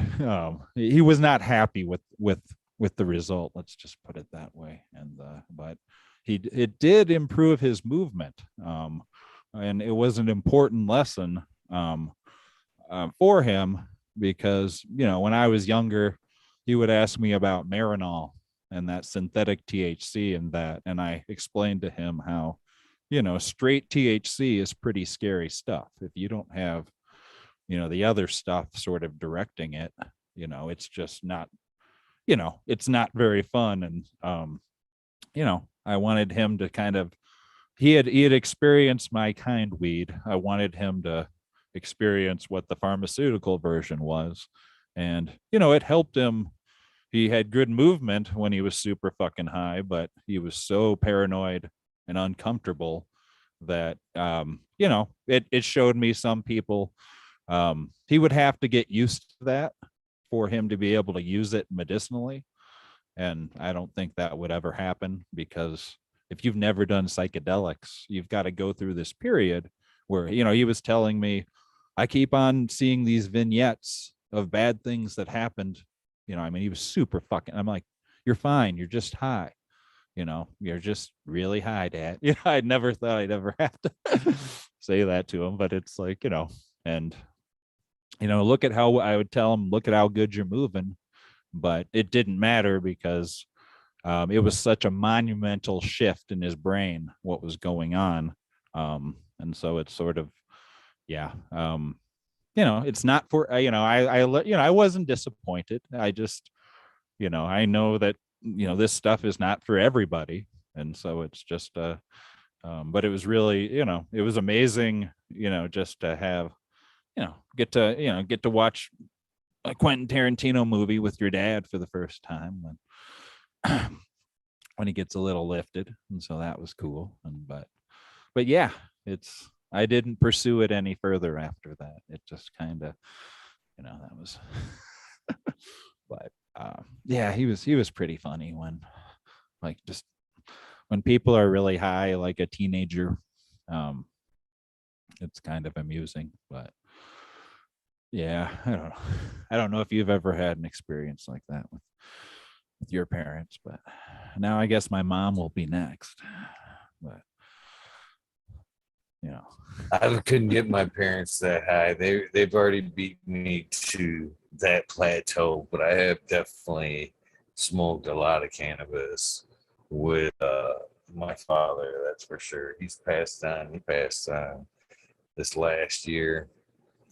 But his favorite was hash. And wow. I used to bring him a lot of bubble. And he had the words hash etiquette. And I used to get after him all the time. It was like to the point where I was like, I'm just going to give you your own fucking pipe. All right. I'm just going to give you your own fucking pipe because you refuse to follow etiquette purposes. Because he would honestly, no matter how many times you tell him or whatever, and granted, he'd been smoking weed for 30 fucking plus years. I remember when I was growing up, fucking garbage bags of cannabis in the fucking closets. It was always a part of my life. You know what I mean? I wasn't showing him anything new. Oh, okay. But I think as far as like the snobbiness and, proper etiquette that a lot of us tend to take these days just didn't apply to him. So he would get that fucking pipe in his hand and he would sit there like he was lighting like an old tobacco pipe, just lighter, full blast over top of it. He'd be like a couple puffs and blowing it out and just, wasting all the good surface area instead of, kind of lighting a corner and letting it naturally progress on its own and kind of, hit just carver in it a little bit. He would every hit too. Every time it came around, even if it was, already glowing in the bowl and you could get he'd pull that lighter right out. We'd be like, no, it's fine. No. But yeah, that's no, that's very far from no, this experience was the closest. My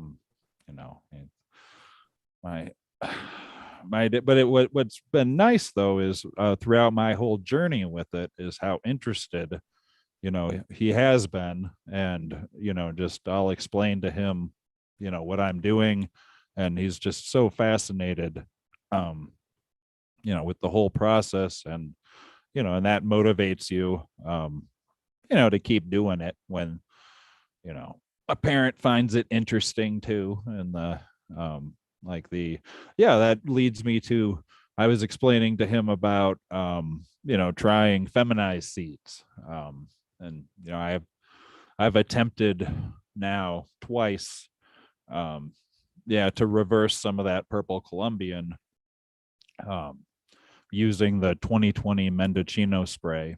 And I've realized that it's a tricky thing to do. Hats off to the fem seed makers that can get pollen out of those ladies, because I successfully made a dozen seeds, and I ran those or 6 of them a couple months ago, and they made some beautiful, I posted the plants, they made some very beautiful versions of the mother. But I thought the bud itself was about at 90% of what, I guess the male female, the regular seeds would do. Like just all of the ladies I ended up pressing into rosin, because I just felt like, they just weren't pretty. They sort of just had that kind of, they're just lacking in some way, and it was kind of like, it was cool because they grew beautifully, and like I think most people would probably be really happy with what they produced, but when you're used to the real thing, I'm like, oh, okay, so I wouldn't be happy with distributing those. I just compared, because even though that they were really tasty, and the high, it just sort of, they just seemed a little weaker than what I'm used to, just vigor, and stuff jumping out of the shells and growing. And they were kind of, I don't know, maybe I'm just being too picky, but or maybe I'm just looking for something to be wrong with them, because I have, I don't know, but they're a bitch to make. And I think in the future I'll try again. I just I don't like even taking clones. I like running seeds, and I'll re-veg plants if they're nice. But I just it's so gratifying, to use a good male with good females and produce just the best seeds you can. And I'm not quite sure I can do that feminized yet. It's going to take that.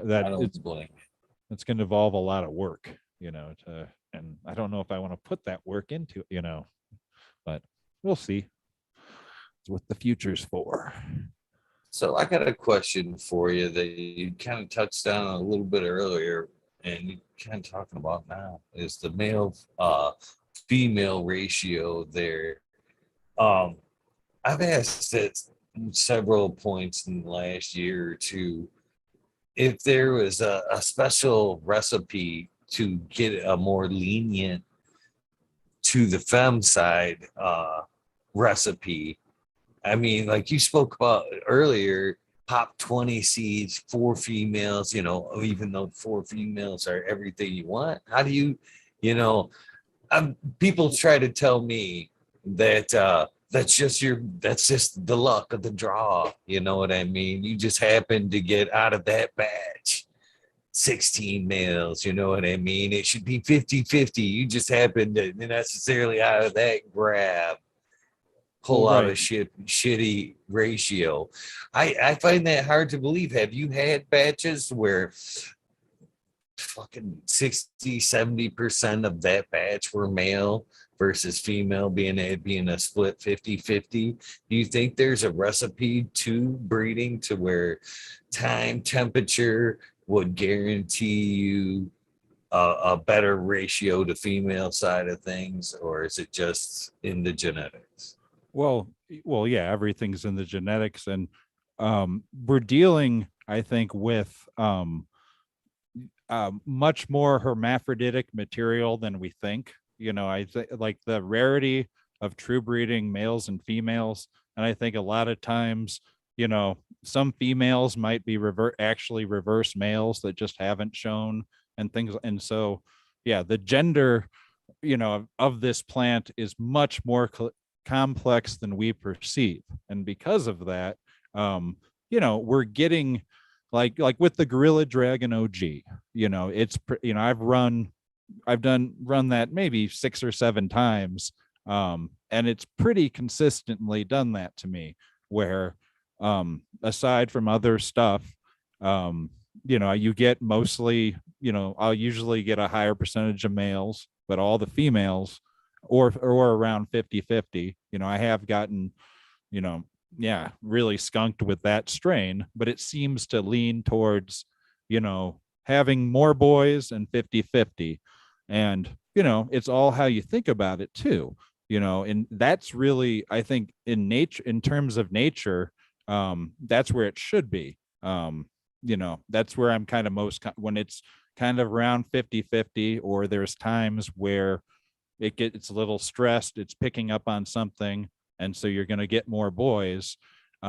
Whereas if you're getting, 8 out of 10 females, you're probably dealing with, somewhere some hermaphroditic leaning genes, so it's sort of all.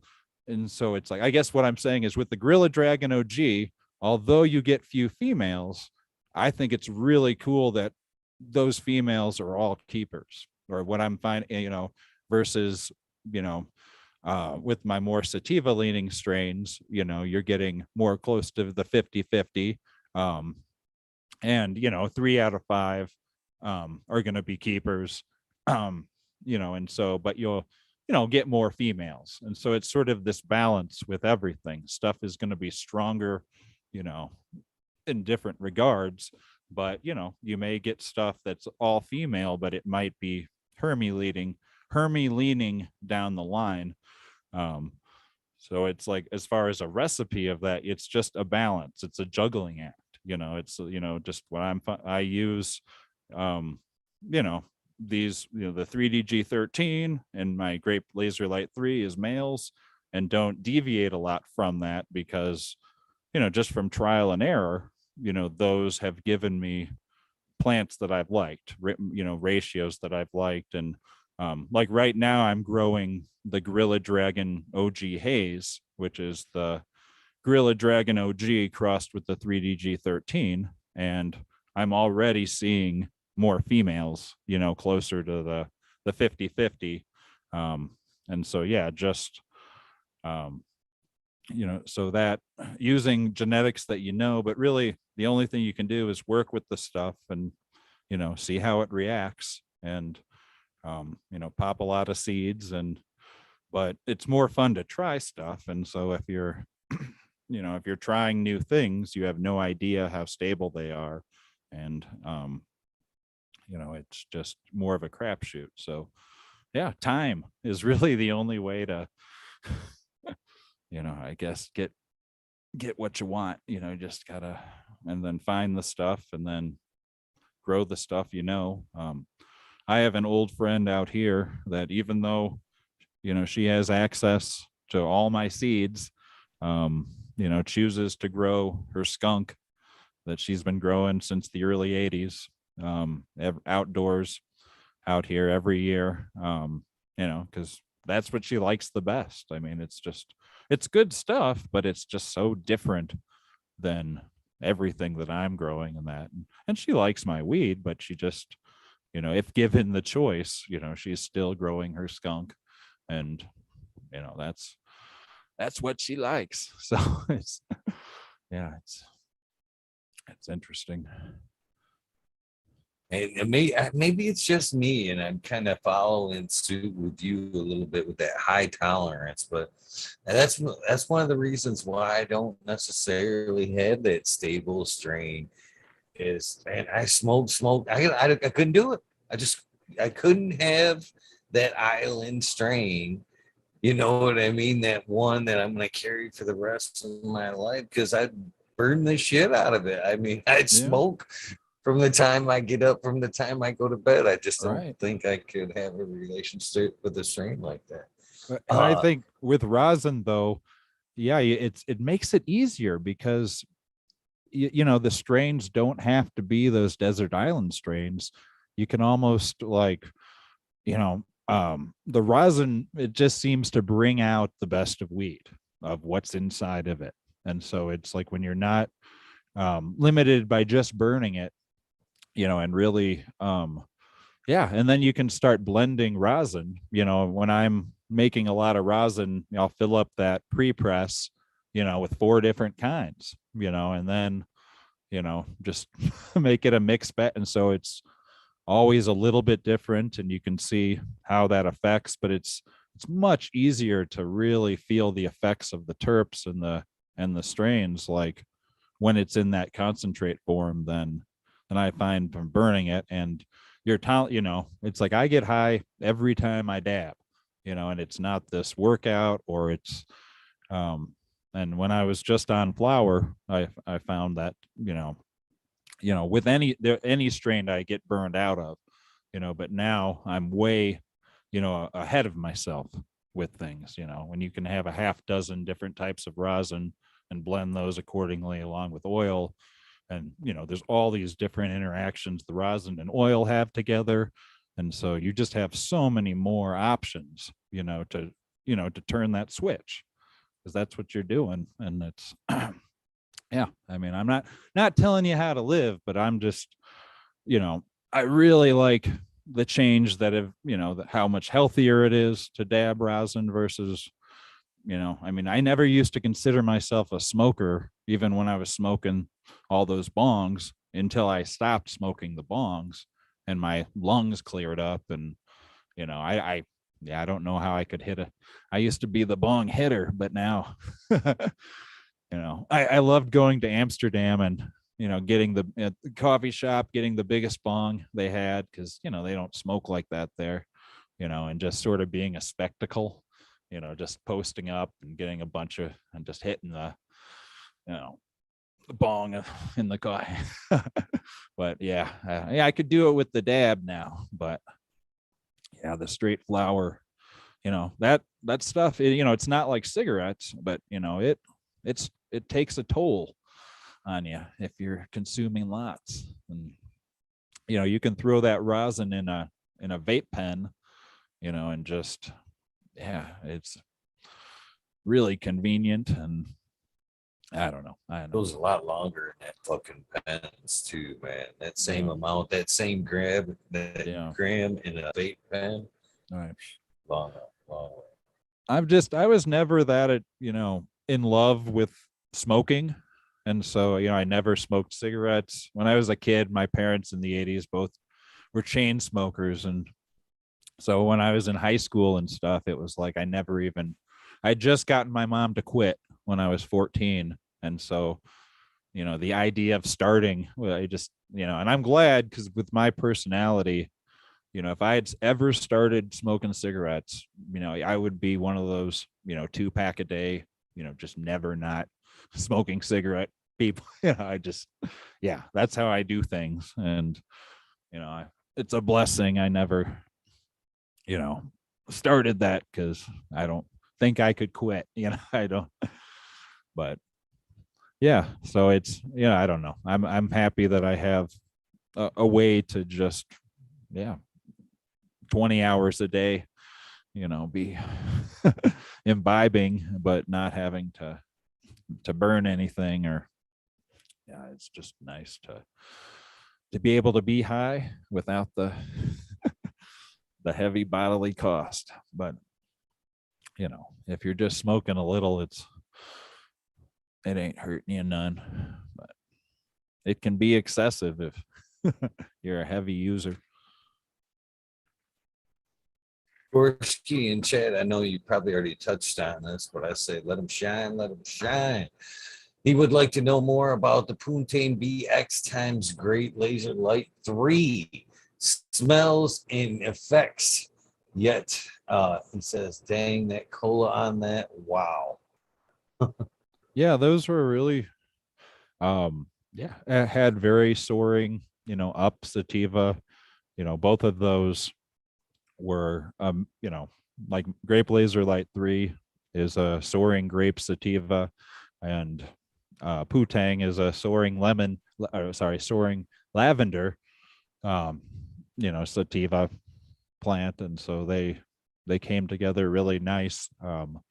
Like I was saying, that lavender put me off a little bit because it was just so strong. And so it's just, I don't know. I like a lot of smells and flavors, but if you like lavender, that one comes through. And so I made some of those available. I took the nicest Putang Backcross times Grape Laser Light 3 of the run. It was just a nice it didn't really look like a lot of the Putang that I had seen pictures of. It had more of the hybrid from I think it was Cake Fighter that he used as the male to backcross that with, which is, Wedding Cake and Starfighter, which is really nice.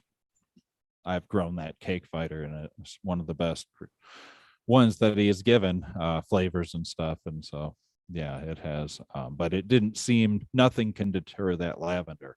I mean, it was just, like the only smell coming off of that thing, and of both the original plant and then the back then the Grape Laser Light, didn't seem to give any grape to the ones that I tasted. And the one that I used with the 3D G13, the Putane Backcross times Grape Laser Light 3 female, that I paired with the 3D G13 male, was just all lavender.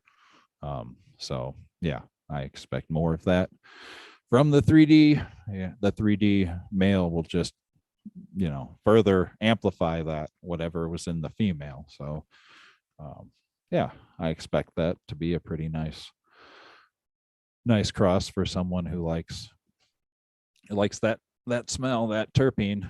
And so, yeah, it'll be a hazy sativa plant that's heavy in the lavender. It should be a bit stronger than the actual Putang in that, because I don't think that's a real strong strain. It just has really intense terpenes, and then that's fine, because when you're dealing with that much flavor, they can affect the high just as much or more than, I think, the THC level, or that's that aromatherapy aspect is huge. And yeah, so great, all the smells that you get to play around with. And it's like being an artist with color, but with, being able to really get one-on-one down and dirty with all the flavors of the universe.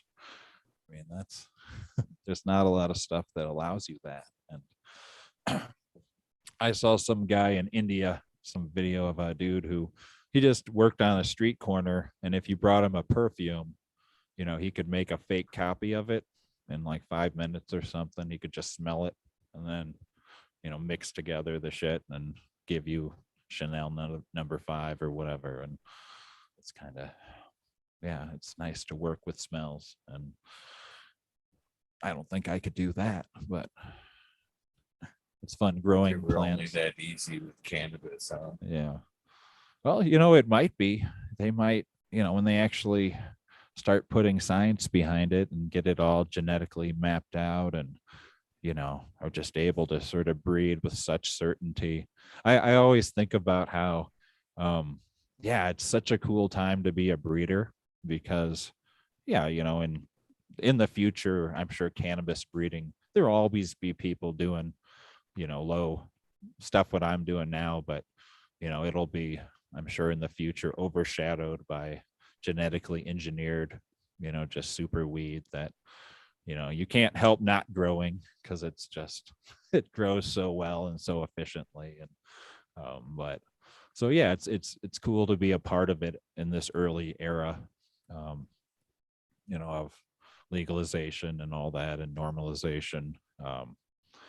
Yeah, being just a part of that is, I think about that often, just all the neat stuff in my lifetime, like the internet, like we get to be alive for when the internet was new and shitty and computers, 200 years from now, there'll be nerds who just be like, oh, they'll just be thinking about people who, had phone, dealt with such little data rate and, um, but I'm sure they'll be jealous that, there was an early time for technology that, it's just, it kind of sucked at times, but yeah, it's really, if you think about, I'm kind of a futurist in that, and I like sort of considering how things will be, if we don't screw it all up, and yeah, just being open-minded to all that. And I'm always teasing my dad about how things could be in the future.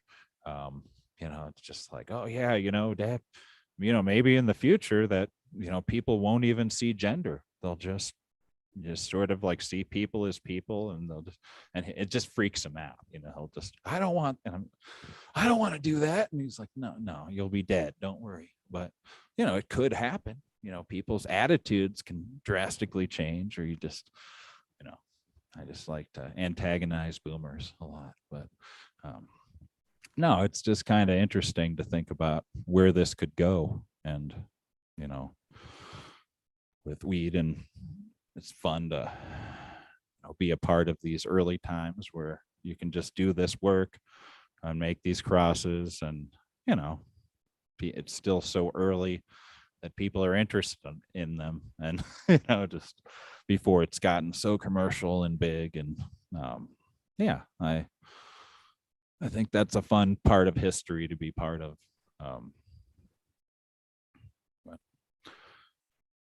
What do you think?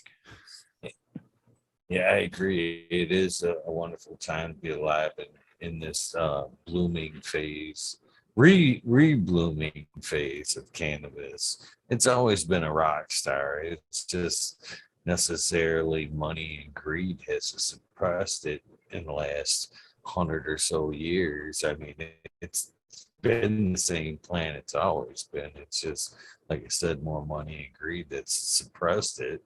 We've known about a lot of the stuff, healing powers, uh, uses of it, all that stuff for many years. It's just bullshit greed that's kept it suppressed. That's for sure.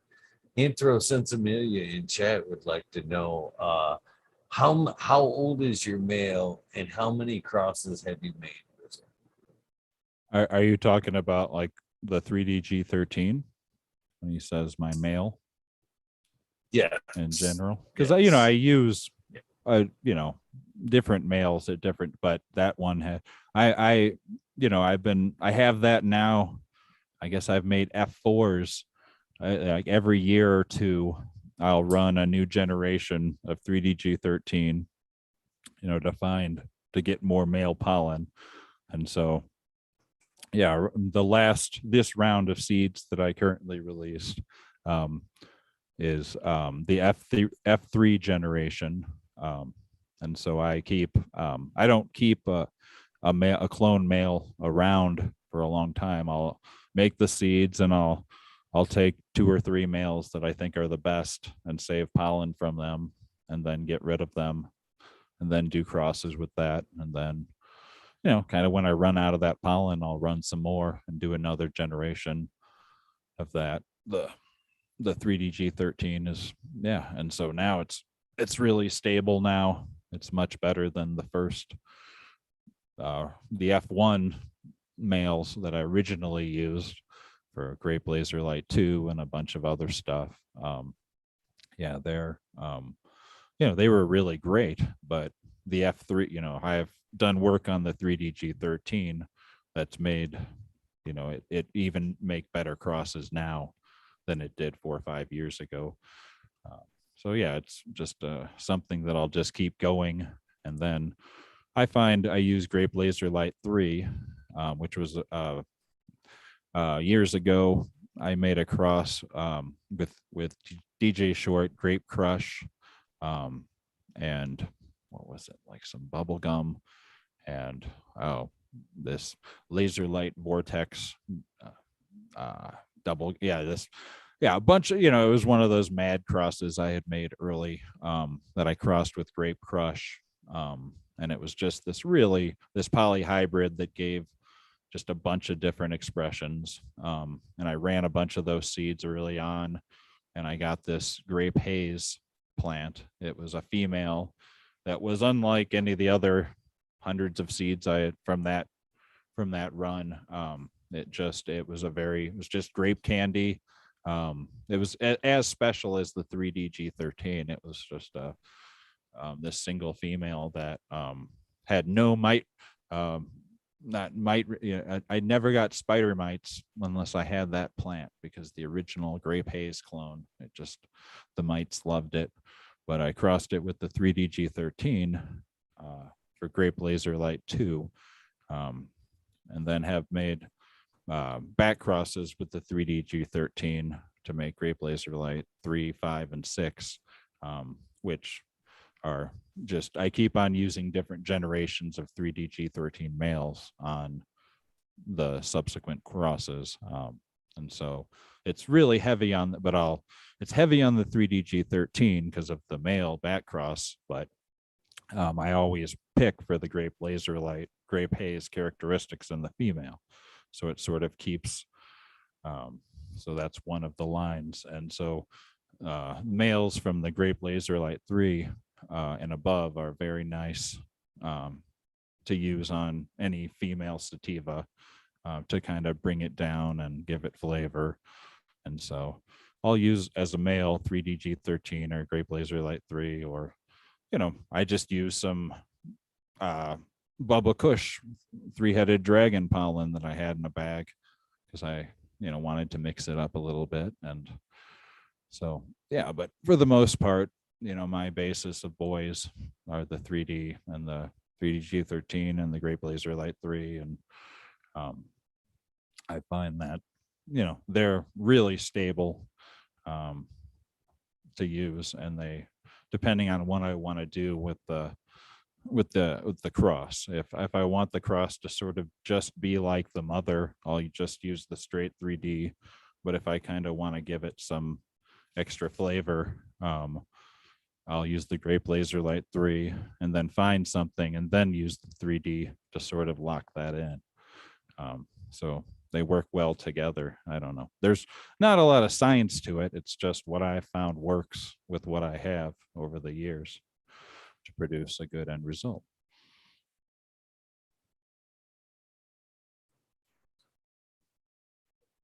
Well, I appreciate that you're at least using the same pretty much stock. To me, I've always thought it, and I thought I was kind of under the understanding too that you were keeping a male alive and kind of rebreeding with him. So I kind of appreciate you clarifying with that.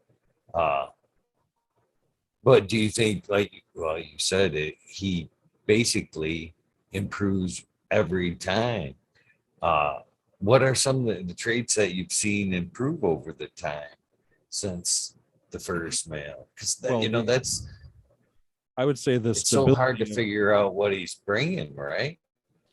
Yeah, well, it's kind of a transparent male. It's like, I think if you think of in terms of guitar pedals, you have like clean booster pedals that are made to not change the tone of your guitar, but just maybe raise the gain. And that's, the perfect analogy for the 3D G13 is that it will bring out the best in the plant. And so by working the 3D generations, I've just made it a little more stable as a plant. And so they tend to look more, there's fewer expressions that come from their offspring. It's just it still does the same thing as the F1 generation, but now it just, the plants stay nice and squat and just a good form. It's just a good indoor growing form. And so yeah, that's I'll just continue inbreeding the 3D and use that as my male stock. It's because the female 3DG13 is nice for rosin in that, but it's just not super exciting, it has a great effect but as a flower in that, it kind of, I don't know, but I think it's better, in a cross. It's one of those things that just really shines. I find Gorilla Bubble is like that as well. Straight Gorilla Bubble is really great. If you like smoking and dabbing glue, that's really strong. But it becomes magical when it blends with other flavors. The Gorilla Banana, that's the freebie in all the new packs for 2021. There's a 7-pack of Gorilla Banana, which is this banana haze crossed with the Gorilla Bubble, and it just has just such a bouquet of wonderful, sweet, flowery smells that are just it's not super gluey. It's just that glue kind of amplifies the other smells in the mother plant, just makes them more prominent. And so it's just a really great breeding tool that adds a different dimension to other flavors. You just, without bringing them down, it's just, it seems like with some crosses, if you just cross 2 strong plants, they can degrade each other. You can get like something that just takes away all the good thing from both. And so that's one of the tricks of breeding, is finding stuff that can really, help not detract from the other partner. It's a big part of it. And I find the 3D, it's kind of, some people might think it's boring what I'm doing, but I'm just trying to, find stuff that I like and kind of use this tool that I have, to make a better strain, or just, make a good representation of it, that, you grow 10, 12 of them, you're going to get some good females that you're really happy with it. Because it just seems like in the early days, like 20 years ago, when people were buying Dutch seeds, and in the early days of the internet, getting a single good female from a pack of 10 seeds was really, a pipe dream almost. Like they would tell you you had to order 4 packs from Scentsy or something and go through them to find, a keeper. And, thankfully, we're past those days. And no, we're not. We're not. well, We're fucking not. It's worse now. No, I am. Than it but was I back just then, feel like I in my think. world, I don't. In your, I'm I'm cranking sure out in your keepers. world it is. Yeah, you're doing quality work over there. I believe that 100. But I'm saying, as far as the world of seeds in general, because of the pop-up kind of breeders every day, just chucking out the inexperienced pop-up breeders, I should clarify, the ones that are even the accidental, Right. kind of throwing them out on the market, the F1s. There's many seeds that you'll buy out there today. I don't think it's nailed down. If you're gonna get 10 different phenols, you shouldn't be calling that a strain. It should be locked down to a couple different variants, and the plants should look pretty similar across the board. Not you could get one of these, one of those, and 10 different expressions. Right. That's yeah. And that's what you see on the market these days. There's not necessarily a lot of quality breeding going on. There's a lot of breeding going on, but I don't necessarily want to vouch for a lot of quality breeding. Well, it comes down to, I'm sure, people, they're not using good males. Most breeders, they just don't have access or haven't, you might luck upon one, but like, they're finding a female special enough to breed with isn't that difficult. But then when you, if you're just, or if you're just making fem seeds of something that, like, yeah, it's just, that's not really even breeding. It's just you're producing seeds. I don't want to get into what is and isn't breeding. I mean, any seed making, I guess, is breeding of some kind. And, what I'm doing, probably many wouldn't technically call, I'm just chucking too.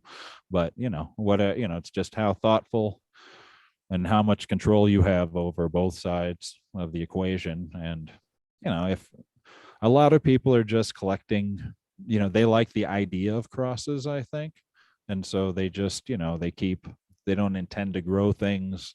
They just like to keep these, buy the seeds and keep them like baseball cards, and, and just think, what if I grew this someday, so I think there's just a whole side of like the seed business that just exists in people's minds. And so, and that's fine, it's fine. They're, hey, you can do, but I kind of hope that people who buy my stuff, you know, are doing it I don't care if they, they want to keep it, for posterity, it's not going to last forever, but just, I would rather, it get used, than get saved. And so, but hey, it's yours to do what you want. But no, this is stuff that's, they're made to be grown.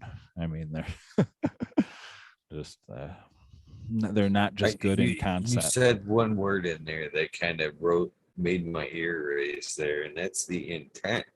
That's what's important there, is your intent to slap a couple, not yours in particular, but the other breeders that we're talking about here, is their intent, to make money, or is their intent to put forth quality genetics? And I think that the intent for a lot of people is the money aspect of it. How many things can they smack together to put more out there to get more money? And I don't think the intent is, this is F1. You know what I mean? Right. This is the start of it all, my journey with this strain. I think the intent is, this is as far as it's going. You know what I mean?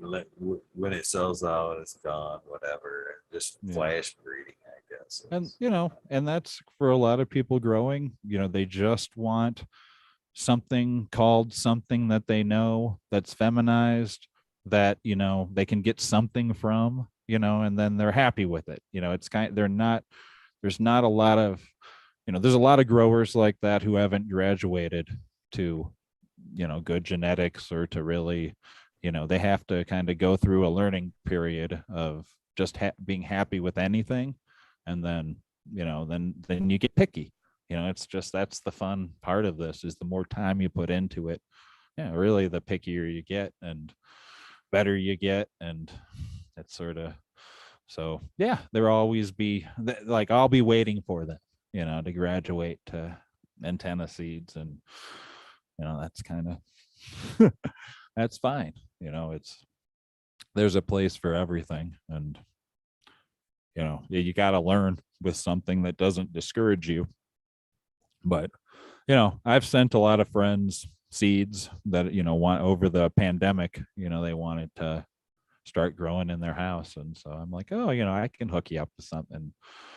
They were really happy. It was fun to see their results, and just, turned them into growers, because, the stuff, it finished really well and easily. And, and so they had a positive experience their first time. And that's important. And it's, I think I probably told the story of my first time growing in a closet, where my friend who had gone to Berkeley, in California in the mid 90s for college, and bought expensive weed. And every once in a while there would be a stray bean in his expensive bag, and he saved them all. And I got to grow those for my first time, and they produced, the most beautiful, I couldn't believe how perfect they, because these were some California, growers, cutting that they kept, and it was just some stray bean from, that's pretty much just a copy of it. And that changed me, because I had all these great, I had White Widow, Blueberry, I think a Jack Herar, just all this really classic stuff that finished for me under fluorescence, the first time. And it's like, it was a success. I made better weed than I'd ever gotten to smoke at that point. And so, you can't turn back from that. And so it would suck if someone was discouraged by some feminized runts, and it's like, what's the need for autoflower? I mean, Jesus, my plants finish in 7-8 weeks. You can find an 8-week pheno, and it's like, if that's, how is that? Like, just grow that. Don't mess around with ruderalis genetics and that shit. It's just, it seems so backwards. Just, I mean, yeah, if that's all you got, then grow it. But I don't know. I wouldn't. What's the point of messing with that stuff? I'm sorry if I have, I'm just talking. I'm talking shit on fucking talking shit, but I don't get ruderalis genetics. Right. Perfectly allowed. Perfectly allowed. I agree, though. I'm not wasting my time with the autos myself. I'm hunting. You know what I mean? I said that many a times. I'm hunting for the one, and once I find it, I don't want it to be like a firecracker. Pow! That was the start your search again. You know what I mean? Yeah. Something I might be able to keep in the long run. Yeah. That useless. No, but have you seen the home growing pick up this last year? Have you seen a bunch of newer growers take on cultivation?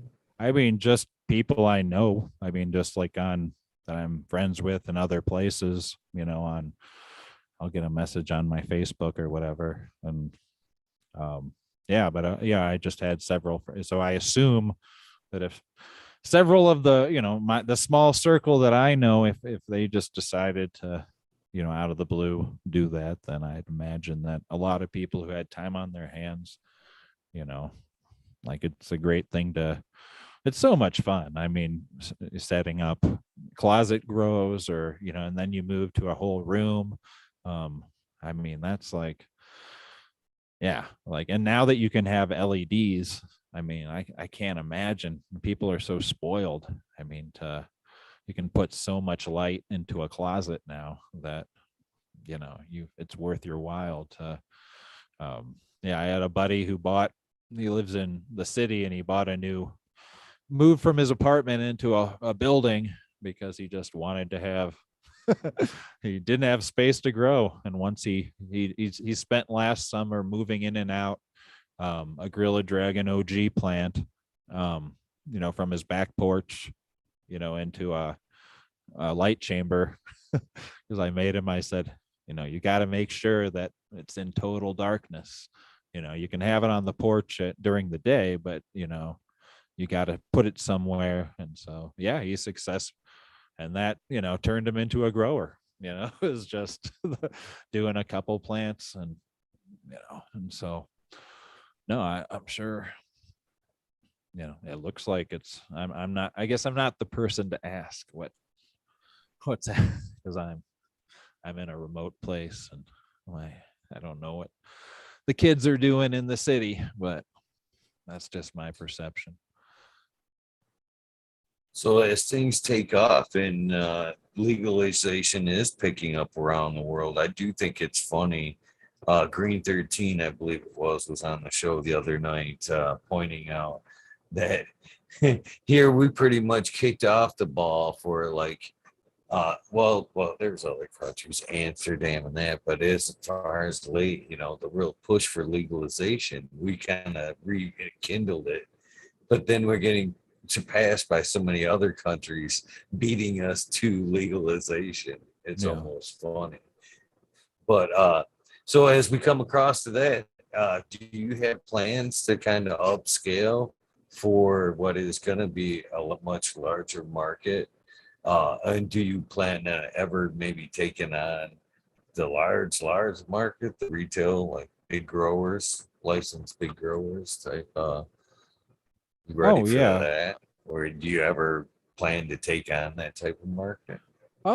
Yeah, I mean, I guess I do have, I'm thinking about making some moves um in the state that I'm in, um doing some other stuff within um yeah, the business, but and I'd like to grow antenna if I just kind of need the capital, to make it a bigger thing. And then, but yes, I would love to, you know, be able to go and be open and legal and yeah, really expand my breeding and just the amount of plants that I can do for breeding. And but I guess I'm already even saying that it makes me scared about the quality, being able to maintain that, and it's sort of like it doesn't matter if you can run thousands of plants. Like if I can't give it the attention that I'm giving it now,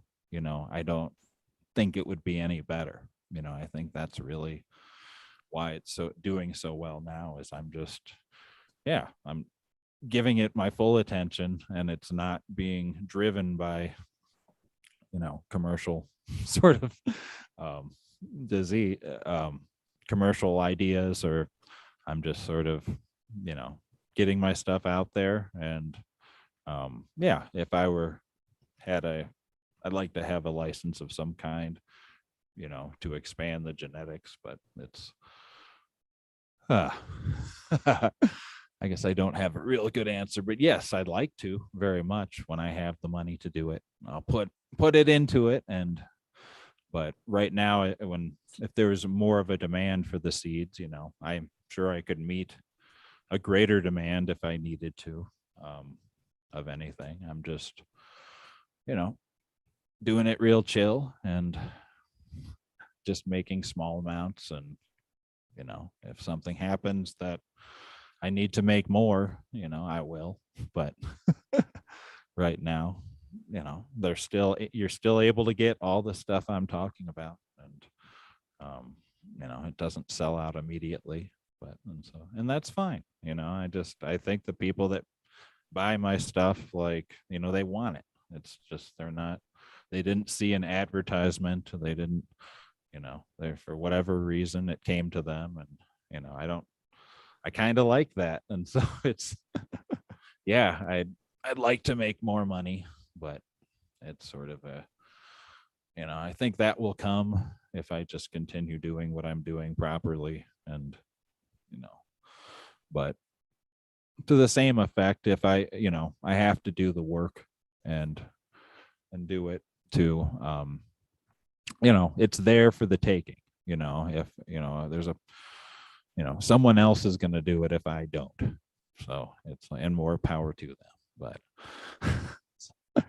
yeah, I just I'm really enjoying what I'm doing now, and hope to expand. But I guess we'll see what the future holds with that. And one thing I've thought of is if I could make like a clone production where I could get I don't like making clones, but if I could, I would do it if I could get a lot of the purple Colombian out there and the some of these plants that I'm working with. It would be really exciting to almost more so than trying to grow and sell weed.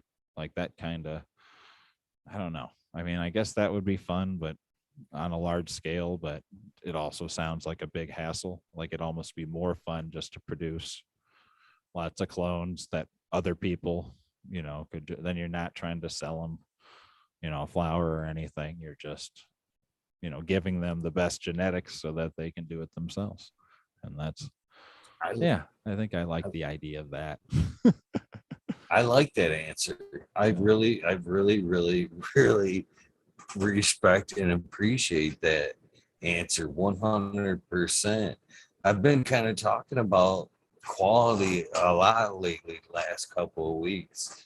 And as like a carpenter, see, I've never even really thought like on the breeding side of things. I'm still the cultivator. You know what I mean? I'm not putting forth something that I'm going to call my reputation or my legacy in that aspect for a long period of time. But when I did woodworking, I broke, well, I got tired of, actually building houses and stuff. And I kind of geared myself off to uh, custom furniture pieces and custom wood items and stuff like that. And I did well, same thing, word of mouth. I never, even as my company in general, never fucking advertised. I did well for fucking 20 years, never even having to advertise. And that's quality. You know what I mean? And the busting out into larger numbers like that always scared the shit out of me. Especially when it came to the finer pieces. I always made a limited number of 28. Don't ask me why I came up with the number of 28. But every piece I would make 28 of them. That was it. You know what I mean? Limited value, whatever.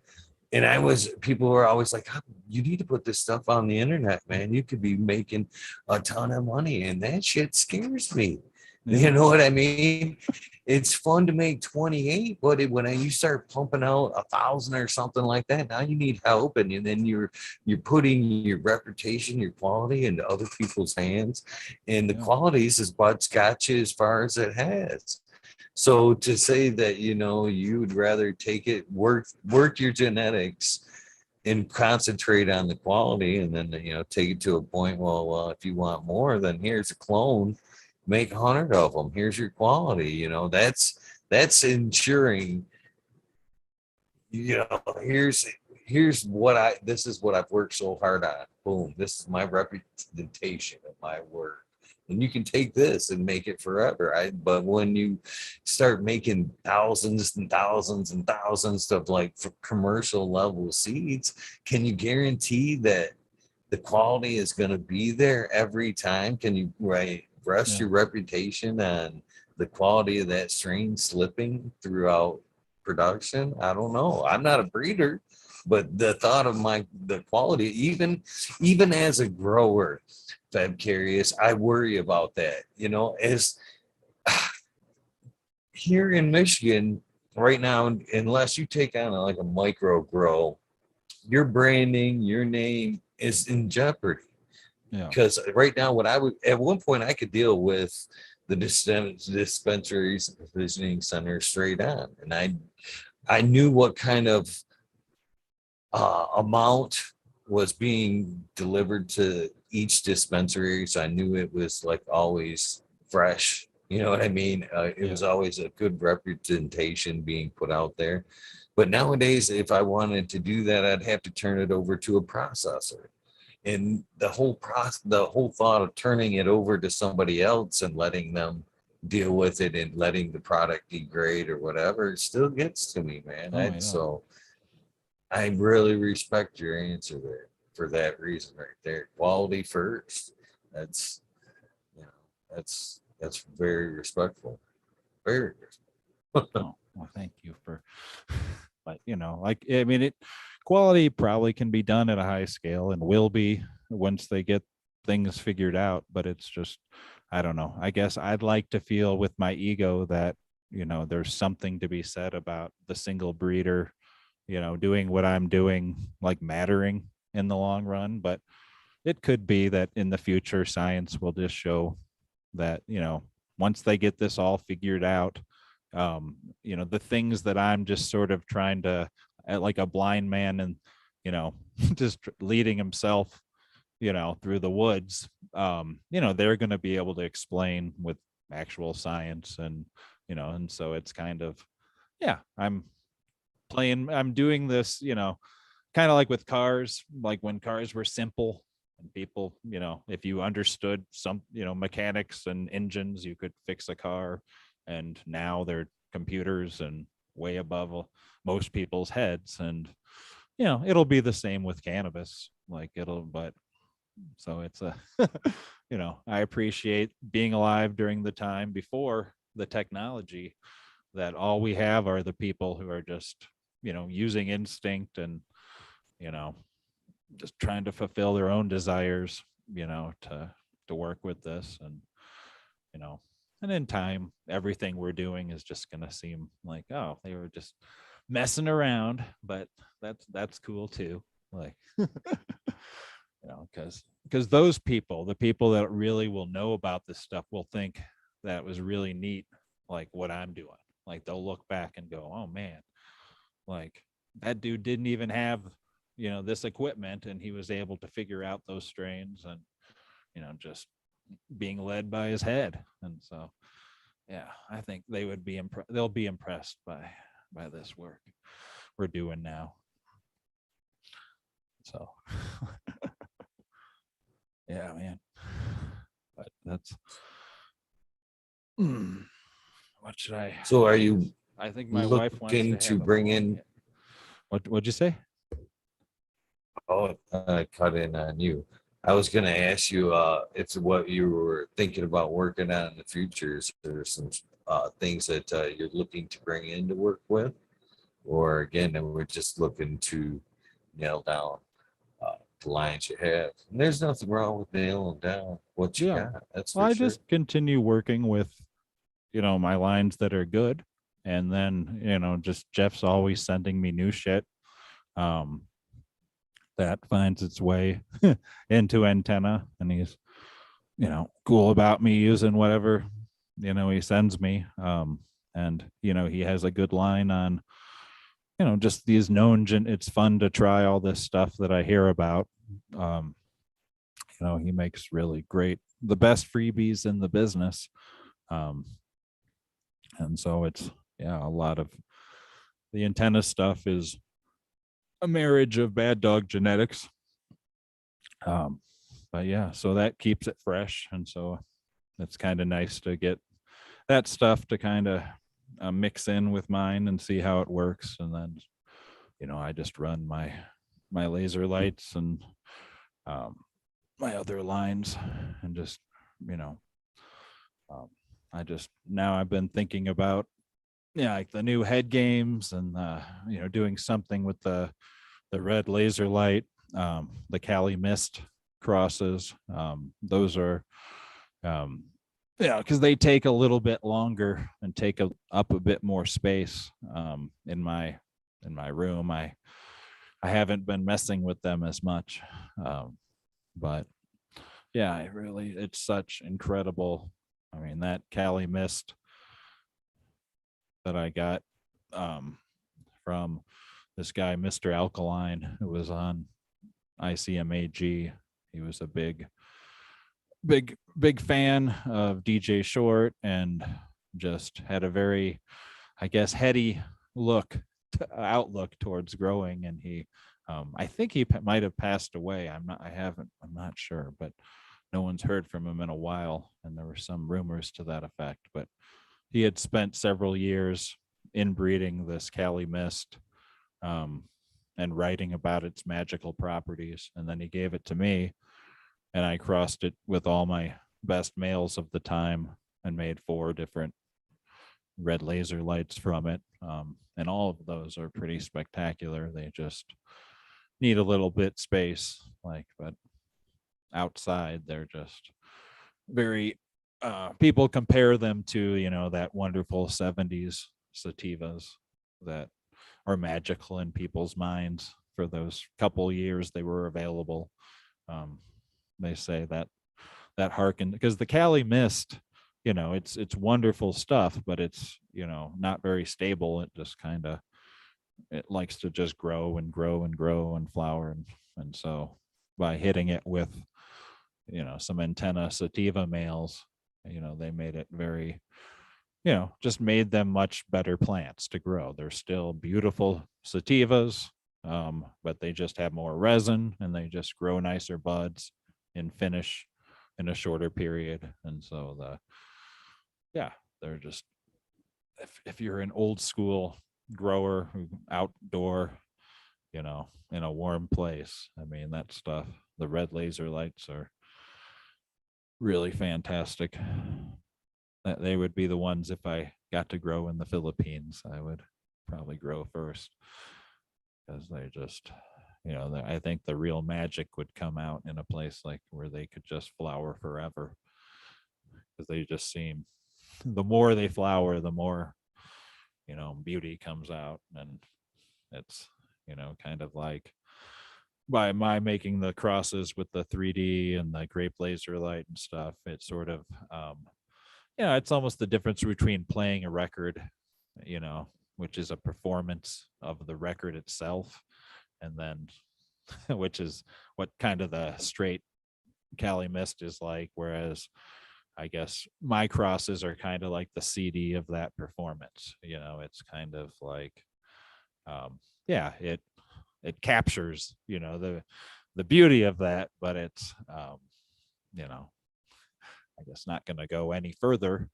but it's a really nice representation, like 90% representation of what the 14 week, you know, is. And just, yeah, just screw, you know, anything over 10 weeks is sort of, it's ridiculous. I hate, you know, growing any flower. Like these people who do 16, 20 week sativas, I don't know how they even keep them alive that long. I like stuff to be done in 8-9 weeks. I think 63 days is like the perfect amount of flowering time. Like that's sort of like, you know, 56 to 63. But, you know, if you have a sativa that just finishes at 63, like, you know, it's as good as any cannabis you're going to have.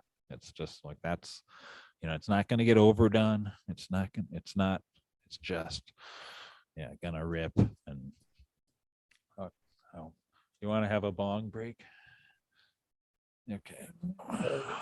Should I load up my dabber, and are you gonna smoke it? Oh, try some of this Gorilla Haze. I need a little pick me up. Yeah, I can't do the long sativas either. I can't. I argue with some of the other growers about it. Sure, they have their qualities, but oh man, it's too much time. It's too much time. I don't care how good that high is. I would rather have twice as much cannabis, right, of a and really good strain. yeah, like the Head Games 3, which is a cross of mine of the 3DG13 with this Jack Harar OG Kush train wreck strain that I had, and then crossed again with a male 3DG13. And so it's essentially, it's very close to the straight 3D. It just has that little influence of the Jack and the OG. And so, but it's you know, and you can find, I've people have found 7-week phenos that they love of that, you know, sort of like the original Cinderella 99. You know, they find these, and but if you find a little bit later, you know, an 8-week Head Games 3, you know, I would put that up against, you know, your 14-week Haze. You know, if someone truly has, you know, this great long haze that they, you know, I think part of that is just growing it, and but like the end result buds, you know, I would put, you know, Head Games up against any of that stuff, you know, the original haze, and it's like much nicer buds themselves the Head Games would produce. And yeah, they're done, you know, way faster, and like, yeah, maybe they're only 90% what that true haze is, but like if you've got 3 times as much of it, and like, you know, you can, it's actually fun to grow, and you know, that's way better. You know, you can just make a concentrate and then it doesn't matter, you know, you're you know, You're it's better kind to of have hitting more of on. something of a certain profile than less of something that, you know, when you're pressing rosin, you can just, you know, you'll turn it into something special. And so You want to come up with your agree, bong? I agree. I'm watching these guys bounce around in chat. Well, it's worth the wait for the high. I disagree. I would rather grow a good, really good. You can grow some amazing cannabis in a 10-week strain there. Uh, you can grow twice as much and squish half and add it in with the Right. bowl. You'd still be better off than growing the 20-week strain, I guess. Yeah. Cheers to No. Miss Fabvariousk. How you doing there? See you in the She background. says hi. Hi. Hi, everyone. I hope everyone is enjoying Antenna Seeds podcast tonight. Follow us on Instagram at antenna_seeds. Wow. Way to sell the brand. Nice. That was plug. all business.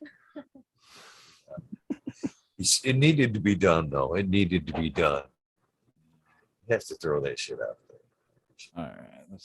I'm going to try this Gorilla Haze. This is the 3DG13 times the Gorilla Bubble back cross 3. Yeah, it's just good meets evil. When we smoke up, we look like Chinese people. Cheers. She a flower smoker? Is that what I'm taking there? She's a flower and you're a dabber?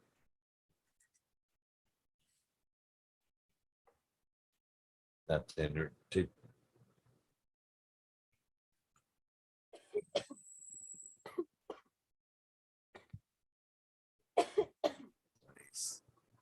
Woo! Damn. Holy cow. I can't see either of you. Yeah. That's a cloud. Yeah. Nice logs. Yeah. So we do all right over here. We stay pretty lifted.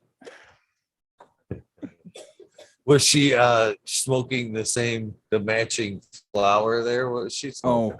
I think where were you smoking a blend? Yeah, it was a blend of the Charlotte's Web of the antenna hemp with, I think, the purple Colombian. She doesn't like to get destroyed. No, that's cool. I'm glad she enjoys the CBD flower. It just kind of fuck that Gorilla Haze, man. I'm telling you, that it just transcendental. It just turns you inside out. I mean, it's just kind of, the other stuff is like fun and games. You know, that purple Chem Dog and purple Columbia, you can rip that all day long, but that fucking, yeah, the 3D and the Gorilla Bubble, they're both just meant, you know, to do heavy lifting. And so they just, yeah, I feel like I just got turned inside out by that. I mean, in the most wonderful way, but it's like, you know, and it, yeah, after a minute or so, that'll pass and I'll feel, you know, I don't feel knocked out like I need to sleep. It's just one of those kind of cool, like your body just very physical.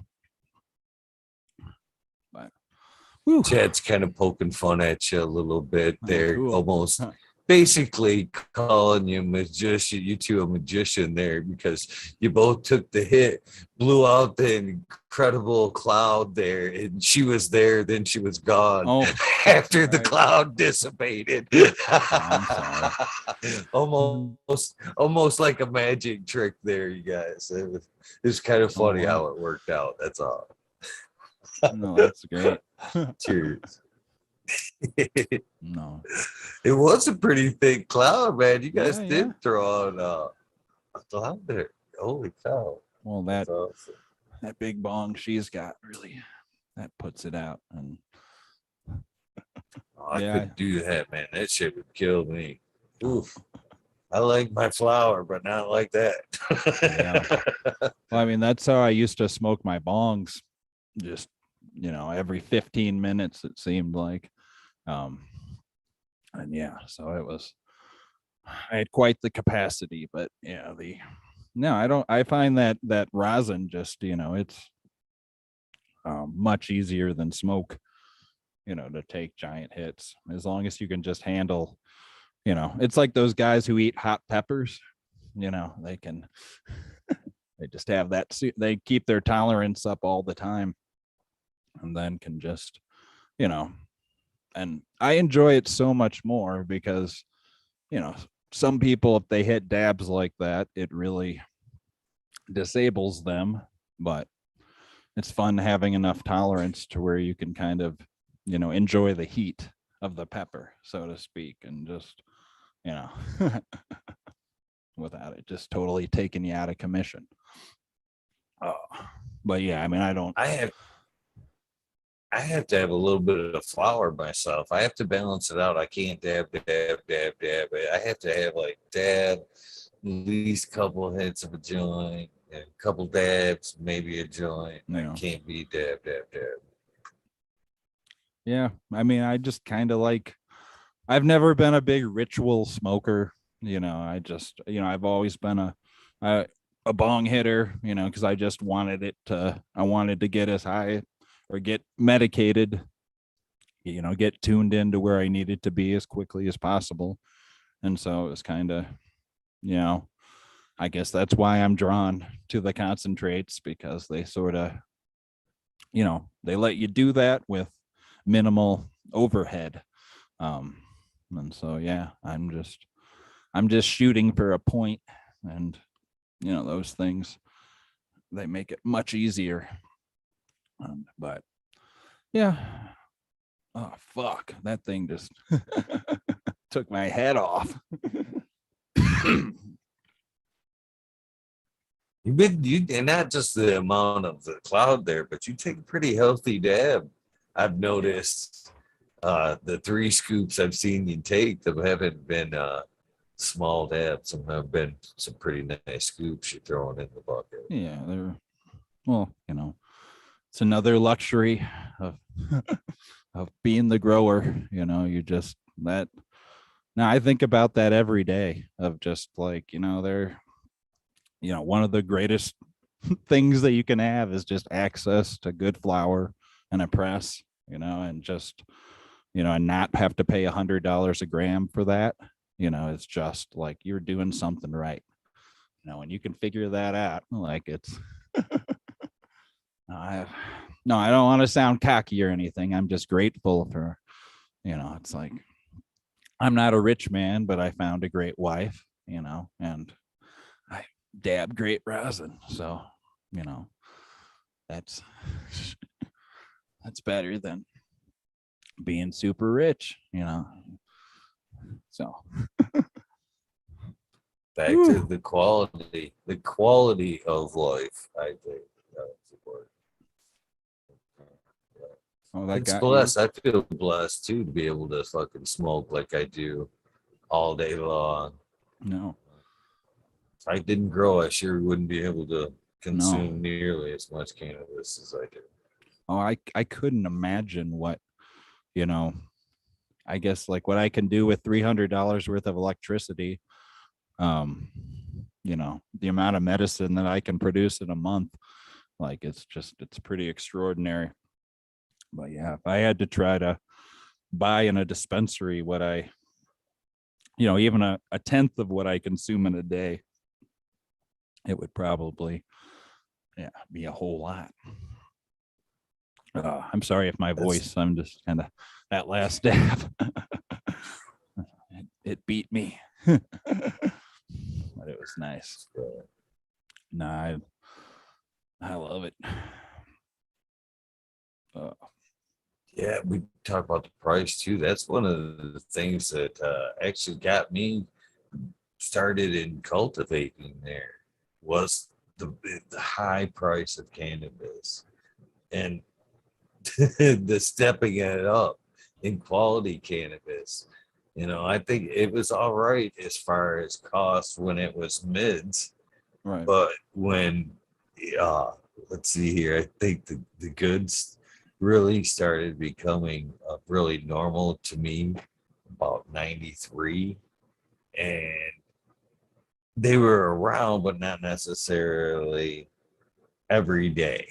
But the woman I was dating, because her flavors changed and they were more available, that became normal, if you know what I mean.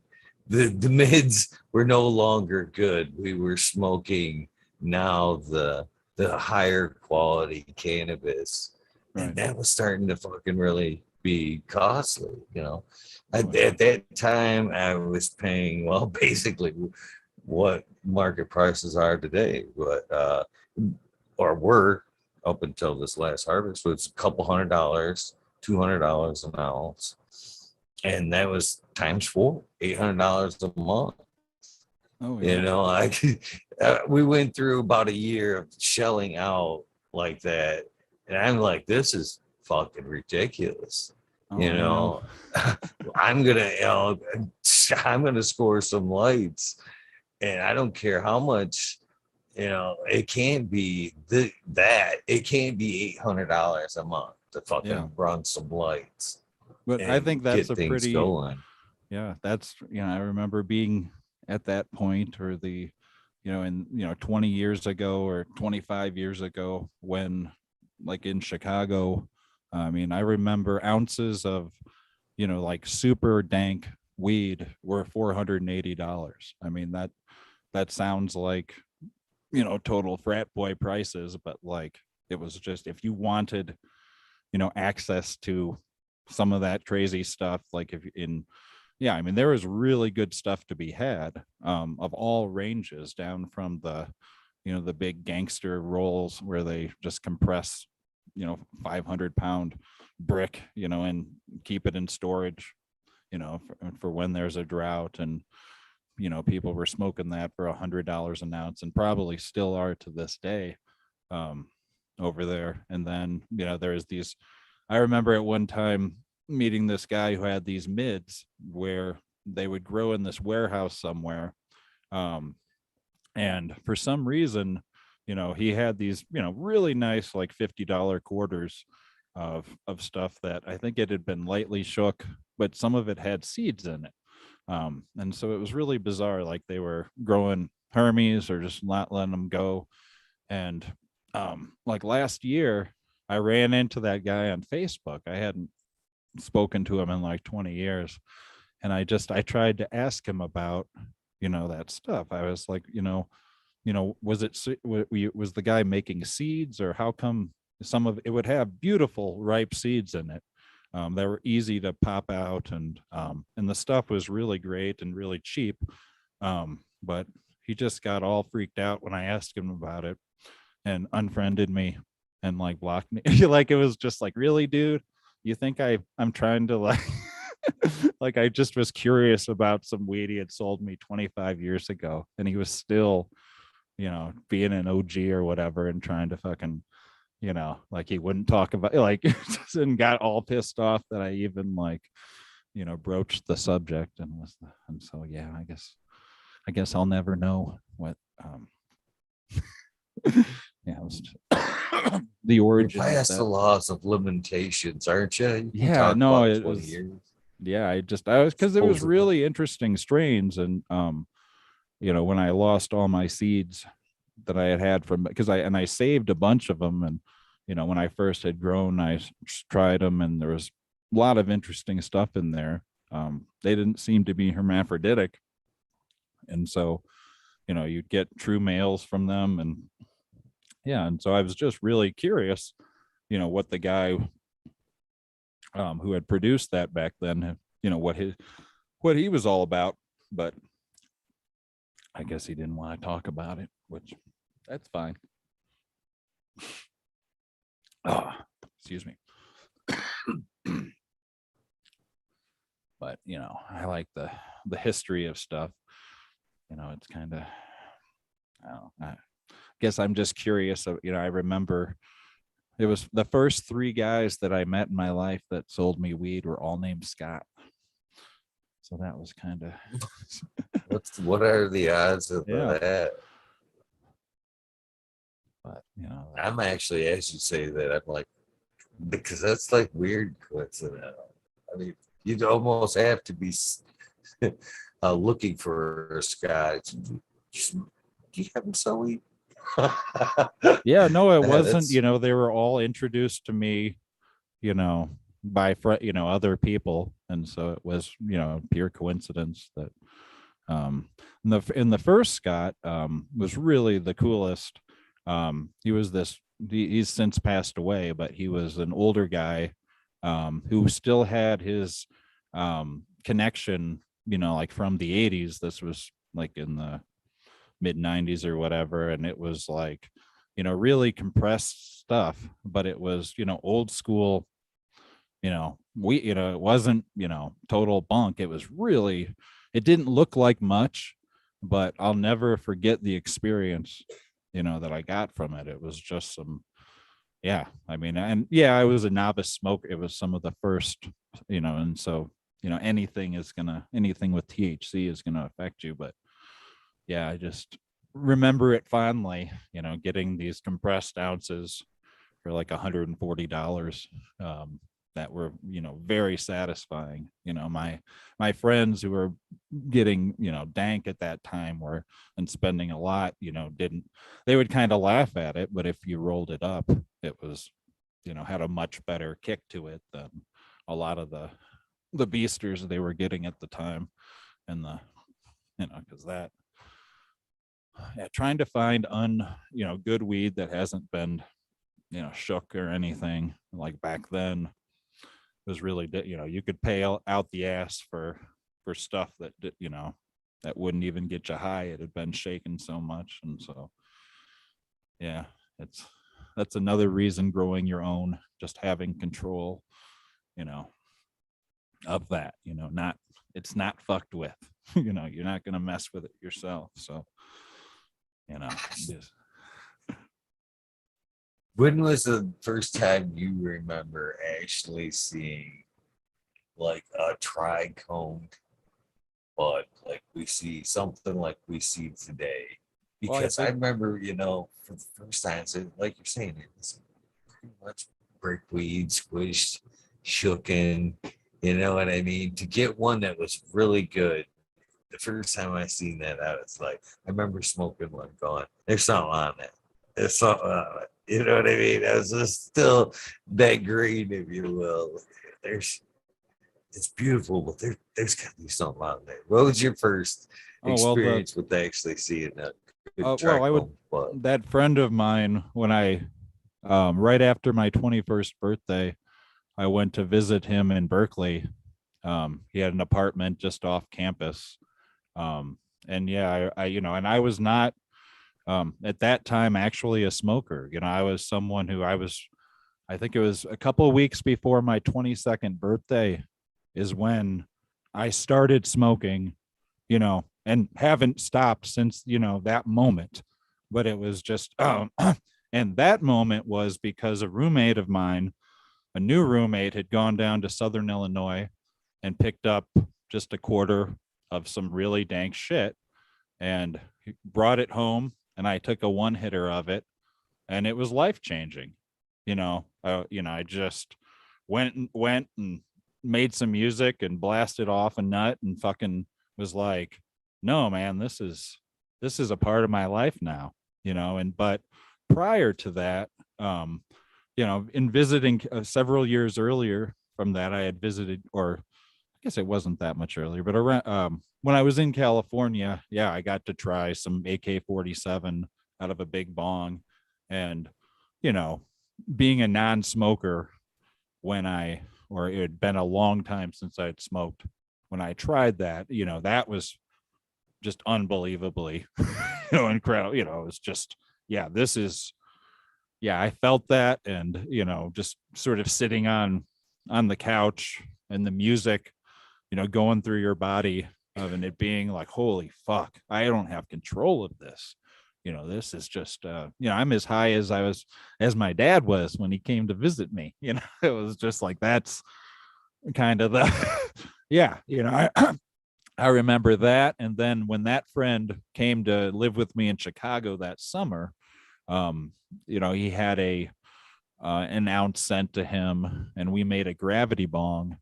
And I remember we had a party, and we just, in our sink, we had just, taken a 2-gallon milk jug and cutting the bottom out of it and filled the sink with water, so it was just kind of a full-time gravity bong, because we didn't have any other paraphernalia at the time.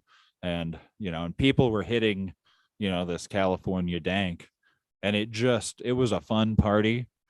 And then it was just over. I mean, there were just people, it was casualties.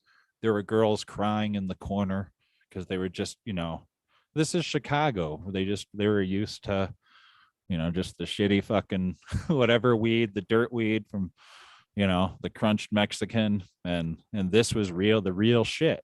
And so like watching, that was, that was incredible to, you kind of just, you wish you could get that high, like when my dad was super high, I was just like, you don't realize how jealous of you I am right now, because you're experiencing something I could never do. Like, it's just so it's wonderful. You should be happy, but it's not for everybody. And that was when my wife first came here too. She was used to the chill Filipino, sativas that are barely flowered correctly. I'm sure you could find good weed on that island, but this wasn't it. And so, yes. But when she tried the first night she got here, yeah, I mean, and she actually got to try some real weed. That was fun to see too. But the best was when she tried mushrooms and was just like, yeah, oh my God. Yeah. She was naked and, just talking to other beings. And it was, yeah, she tripped hard. Always a good time, mushrooms. Always enjoy some good mushrooms. I actually had some last week. A nameless person in chat gifted me about a month ago some chocolate truffles that were delicious. They were they were good, but they were good. You know what I mean? I've been taking like some Philosopher's Stone tinctures for a while, and to have something new. And I was really impressed how quickly it came on. And this person says, "Yeah, it's the chocolate. It's chocolate helps it kick it in." Huh. I don't know. Well, I Yeah, do it was find pretty good. Yeah, I like, my friend will bring me jars of honey that he's crushed, like fresh honey that he's crushed mushrooms into. And it does feel like if you warm that up, it's almost instantaneous. It's like a bong hit. Like you stick it on your tongue and just swish it around, and there isn't you can take it sublingually instead of having it go through your stomach. And so that's it's probably a similar thing. The chocolate's getting, in your mouth and just hitting good.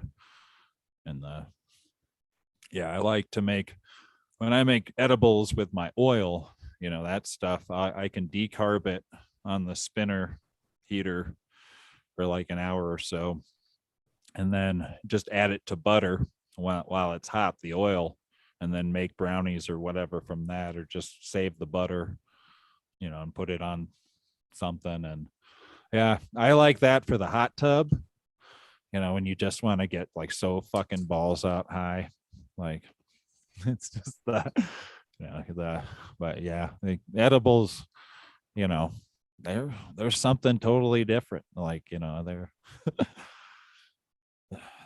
they're serious stuff. Have you ever taken like edible cannabis to like almost a hallucination type kind of buzz? What was that? I'm sorry. Have you ever taken cannabis edibles to almost a hallucinating effect? Oh yeah. Yeah, when I decarb my oil and make like real edible, because I don't know, most edibles that I try like around here, because I'm not in, Colorado or any place where there's all this great weed. And so, there's some weak ass brownies. And so, a lot of people, I think, have a bad attitude towards edibles, or, either they're too strong or they just aren't doing anything that's really working for them. And I've found that making them with the decarbed oil, really, it's like the only satisfying edible I've ever really tried, because it's just, yeah, it's, not to be fucked with. You can, really dose it up, but in a small amount. I remember taking some to a party. It was like the first time I had made them, and just, yeah, I got feedback on that for, a long time, of people, barely getting home, just in time before, the craziness set in from those. And, and it's, yeah, if done properly, but edibles can be, really nice when you want to, get zonked in a different way. But, people that, think that they're somehow easier than smoking, like, I don't know, I think you can't be naive about them, because they can really, have more of a dark side than, smoking. You can't really, smoke and get high in a way, I think, that's as dark as if you overdose on edibles. And, really, that can put you in a really negative trip in a way that cannabis shouldn't really do. So I don't know. It's not my preferred way, but can be fun. I think edibles are necessarily, because I see that all the time too. People either, it worked for me, it didn't work for me. And I've really come to the conclusion, I've seen a little bit more evidence lately to kind of confirm what I thought before was I think your body's really dictating, at least as far as edible goes. When you ingest it, either like if you're, let's say you're in perfect health, I think as you ingest it, your body is like, yeah, it's recreational. Here you go, enjoy the ride. You know what I mean? Yeah. But I think if you have like an underlying or an ailment, even you may not even be aware of, I think that your body's, as you ingest it, goes, no, medicine. You know what I mean? We're turning this into a completely different compound. It's going straight to your knees, your back, whatever. So I think that's a huge part of that. And nowadays, even before what I kind of read was late, was I thought that before, when people would tell me, yeah, I didn't feel that edible, I'd be kind of thinking, you all right? You know what I mean? You in good health there, Chief? I don't know if it's how you're all good. But then I was listening to this book the other day, and it kind of explaining that the endocannabinoid system is ever changing.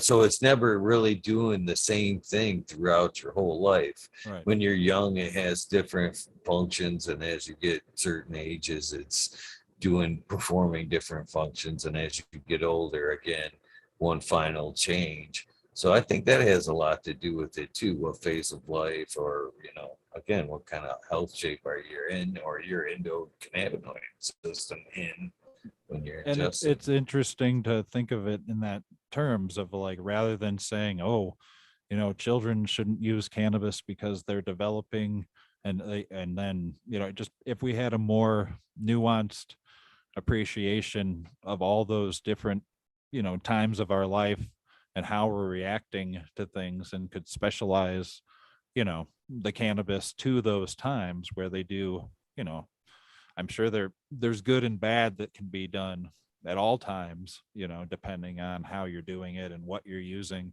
And, I guess if we had a more specialized approach to it, we could meet those times rather than just, I don't know. I'd like to see cannabis seen as more than just recreational when it comes to the brain. And just, instead of just being like, oh yeah, you get high, because you have a low tolerance and your body's just adjusting to not having cannabis. And that's what getting high is. And once you, don't have that period of adjustment, you no longer really, get that super rushed high feeling. You just sort of, yeah, it's a normal feeling, and it's a very different functional feeling. But yeah, it only comes from people understanding that and finding what their personal tolerances are. And but right now we sort of just see it as one thing. It's like alcohol or whatever, and it's really not. It's this thing that could be with us our entire life in different respects, but we're just really limited to when we become old enough and strong enough to demand it. But if it was something that was just more freely allowed for people who didn't have to put up such a fight, or it was just something that they could recognize in children, that instead of giving them stimulants, there would be the right cannabis. And I guess they do that with epilepsy, but I'm talking about just for kids that don't even seem messed up, that are just maybe they just need a little cushion in their brain, to help them do schoolwork and to sleep right. And I was a kid who I hated school because I never really slept, because I just sort of I was unmedicated bipolar ADD, just live wire on sugar and 80s, just stimulation. So I was a mess,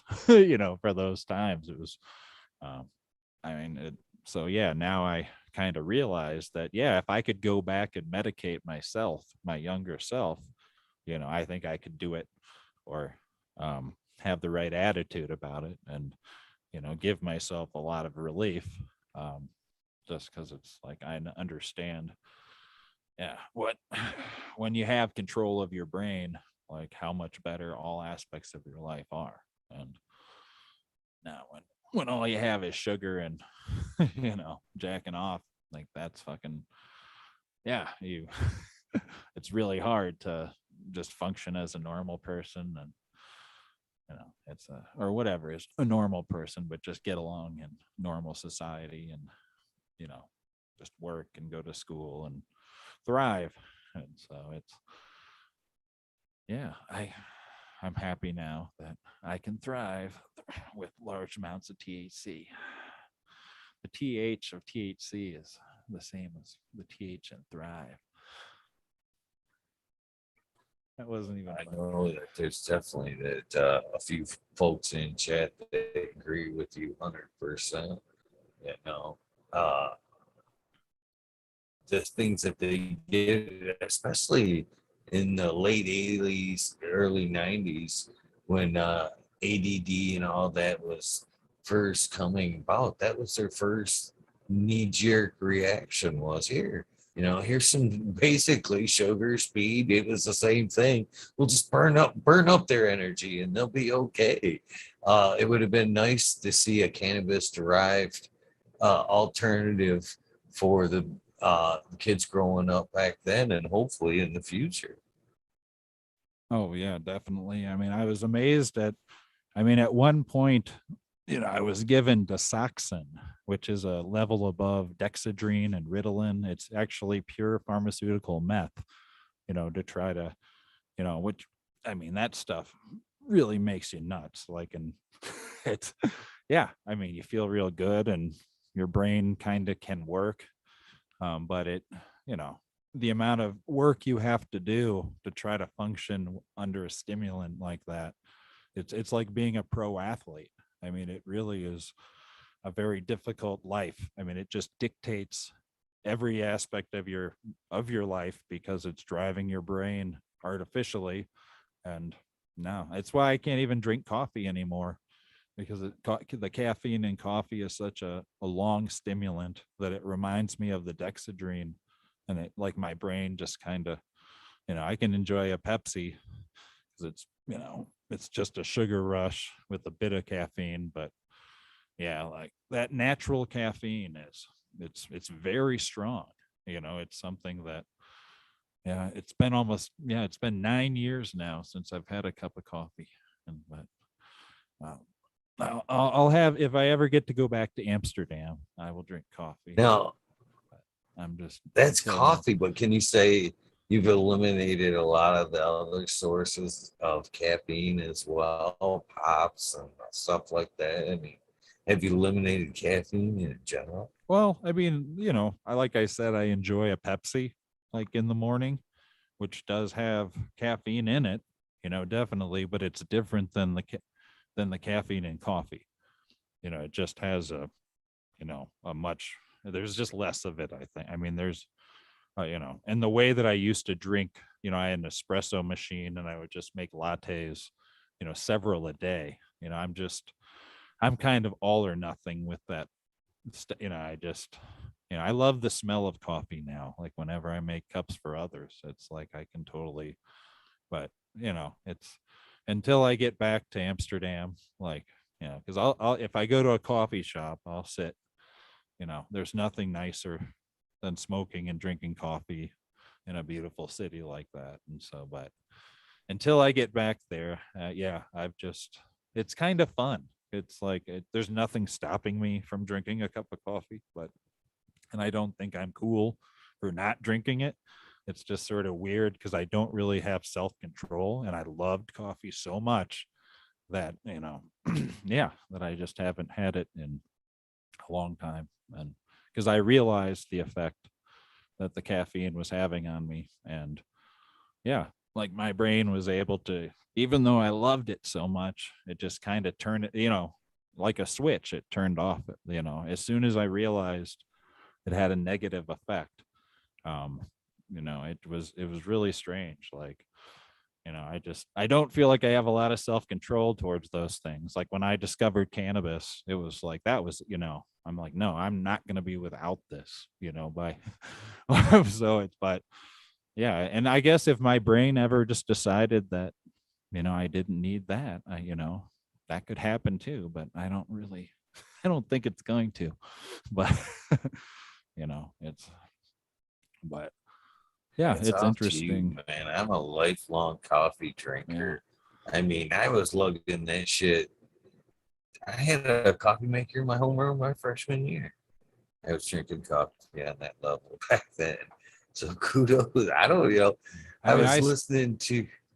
Go ahead, brother. I Catch up. I spent a summer packing coffee for this coffee place called Intelligentsia in Chicago, when they were just starting, and they had, they would import, from all over the world, just like the greatest coffee. I mean, literally, they would go to the source and just find and pay the farmers a good price so that they could guarantee these super beans, and it was incredible. And we would just sit there in the hot sun and pulling espresso shots of just the freshest, roasted, and I mean, it was really a heavenly coffee experience and they were all super coffee snobs with expensive equipment and like just, but yeah, so it's a neat, when I moved out here, I had thought maybe I could grow coffee in the mountains, but yeah, that would involve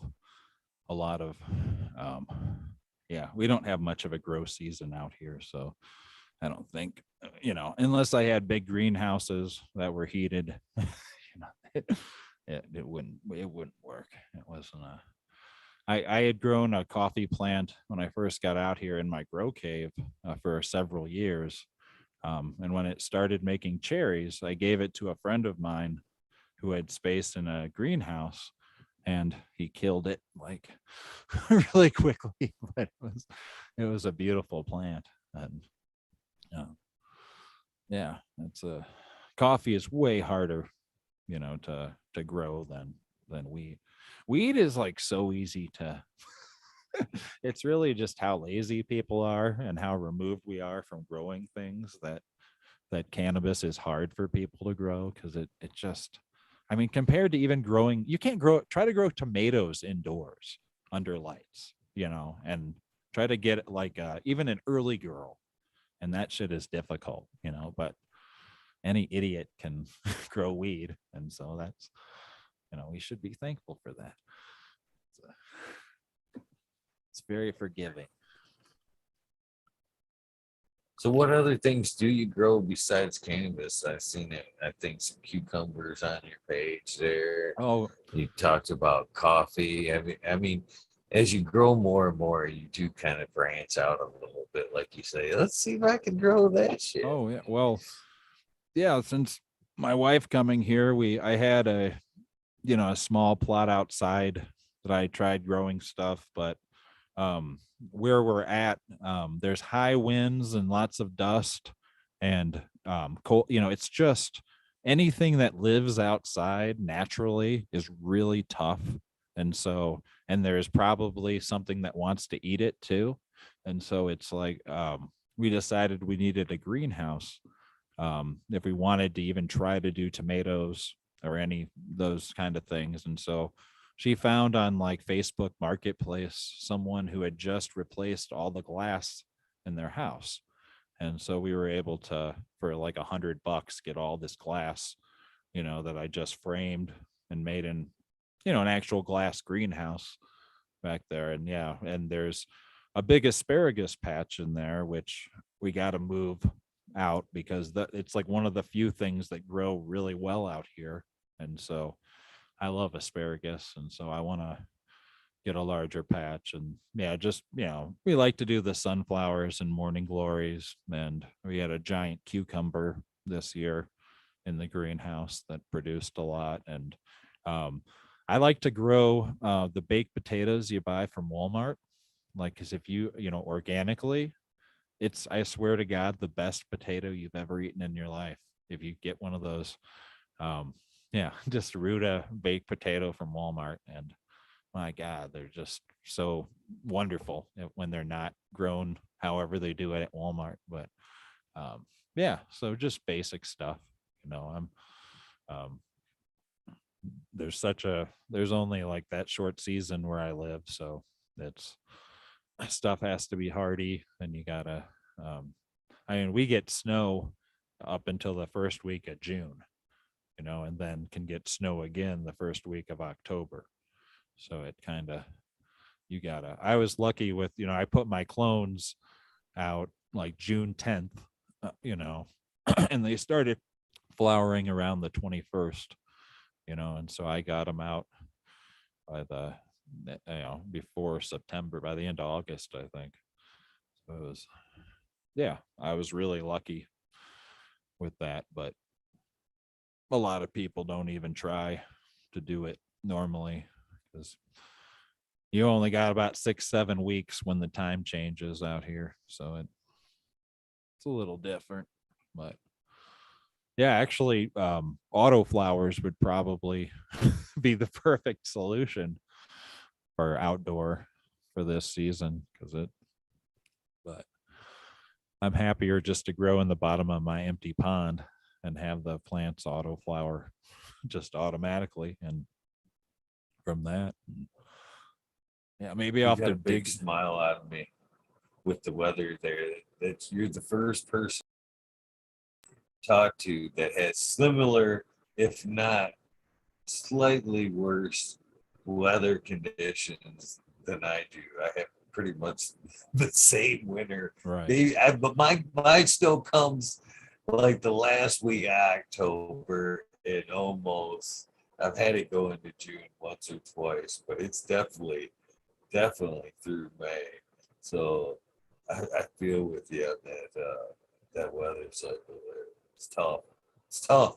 Not only to grow things, but it's tough mentally to be indoors all through that long winter. So, shout out to you. Oh yeah, but I'm a bit introverted in that sense, so I brought it upon myself and have enjoyed every minute of it. It's kind of it was nice to get married and add another person, but when you have two people that are enjoying having the solitude,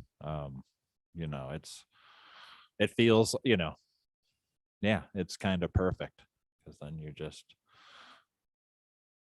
what I feel good. Yeah. Thank you. My wife is asking how I felt. Yeah. Wow. We're doing good.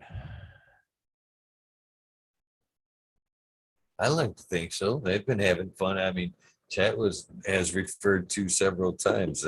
Thanking us for such a fun, great night. So yeah, Oh, that's great. I think it's still good. That's awesome. Is there any more questions that have come about, or? I think it's just been kind of playing off what we're talking about and having fun with us. Do you guys have questions? Just throw it out there right out to the open there. You guys have questions you'd like to ask? We'd be happy to get them answered for you.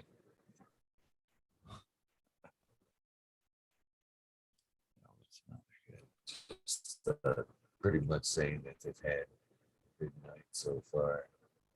So is Great Lakes all stocked up for Christmas? We might as well touch upon that while we're waiting for them to see if they've got some questions. If they, a bunch of them have looked at your Instagram, I know tonight. Are they all stocked up and available at Great Lakes Genetics there? And can it sounded like there's a website that you have it plugged. The misses through in the website is a website they could find you at too. The amount on Great Lakes or Z Labs are you talking about? Because I thought there was a couple. I thought she mentioned Great Lakes, and I thought there was a. Oh, she just mentioned Instagram, I think. Isn't that what you said? Yes. Yeah, she just, because that's what I'm most active on. I feel kind of bad because I haven't been very active on Z Labs, which was the forum that I had spent a few years on when I started Antenna, and I still will do updates from time to time. But I just find, I just got, my internet upgraded. And so when I was on satellite, that site took forever. It would take me 20 minutes. And, I'm kind of impatient. And so Instagram is sort of, I've been putting my effort into it because I get such great feedback on there, and it, the site works pretty well in terms of uploading. But I just have so much energy, I guess, only so much energy to put into my online presence. And so I've been finding, I really appreciate Z Labs. I mean, it's a great forum and everything. And I'm just, it's easy to throw up a few pictures and interact with the, people on Instagram. It's a lively community. And so, it really motivates me to do what I'm doing even more, because for years I would just post on forums and only get a couple of responses, but I didn't really mind. It was more just like a diary in that. But when people are into what you're doing, it really helps push you forward and make you just want to do it better and improve your presentation.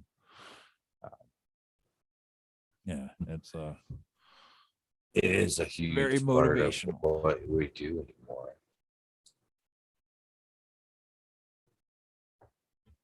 Oh the online presence there, especially with what you do as far as breeding and being a seed producer, you have to have that presence spread out as much as you can. It definitely helps. As a long-term grower, man, I put my time into a lot of them forums too, to just as you get comfortable. I can't see it happening with Instagram, but you never know. Well, back in the day, man, as soon as you got comfortable in one of the smaller forums, it got shut down, or for one reason or another, you couldn't access it anymore. And it was all that work. You grow journals. I'm still guilty. I did it today. Posted up some pictures of some seeds. You know what I mean? Popped, basically logging. At some point it is, look what I'm doing, but I'm more guilty of, this is my journal. When do I want to go back and look at drop them seeds? Instagram. There you go. I'll always post after I pop something new. Like you'll usually see something like a post of the news of the strain just as it's come up from the dirt, and that's really from me, to know how long that's been. That's my calendar. Just so I can look back. Oh, okay, that was when I started that strain, and the only time I really keep track is when I've pollinated something, and I want to know for sure that it's been 6 weeks. But yeah, I don't really. People a lot of times will ask me what day or what week something is at, and I kind of, once it goes in my flowering room, I just I know they all finish within 8-9 weeks, and so I'm just sort of waiting to see them finish. I don't ever really think about the time window, down to the day or whatever. It's just sort of when they're done, I pull them, and things are pretty standard. Just I don't have a lot of stuff going long periods of time, so it's, or if it did, it would really stick out. So it's, yeah, I'm more loose with that. And I've never used a microscope to look at the doneness of stuff. I just kind of look at the plant and the bud, and and it just sort of tells you when it's ready. And I don't know. It's because you can take things at different times, and they're very different, but you usually can start to get a sense of when the window is for strains, especially if you've grown them and bred them. It kind of becomes more uniform how they finish. And the most interesting plant was probably that CBG plant, La Creme, that I grew, because it didn't really have the trichomes didn't, the hairs didn't turn red. It just sort of, the whole plant just sort of stayed white its whole life, and you just kind of go, okay, I guess it's done. And and just, so yeah, it's pretty interesting.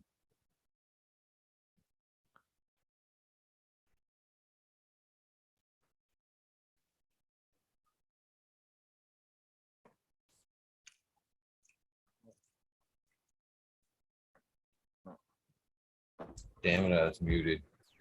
And I don't know if I could drink a steady. It'd be a lot healthier, but I don't drink as much water as I should. Yep.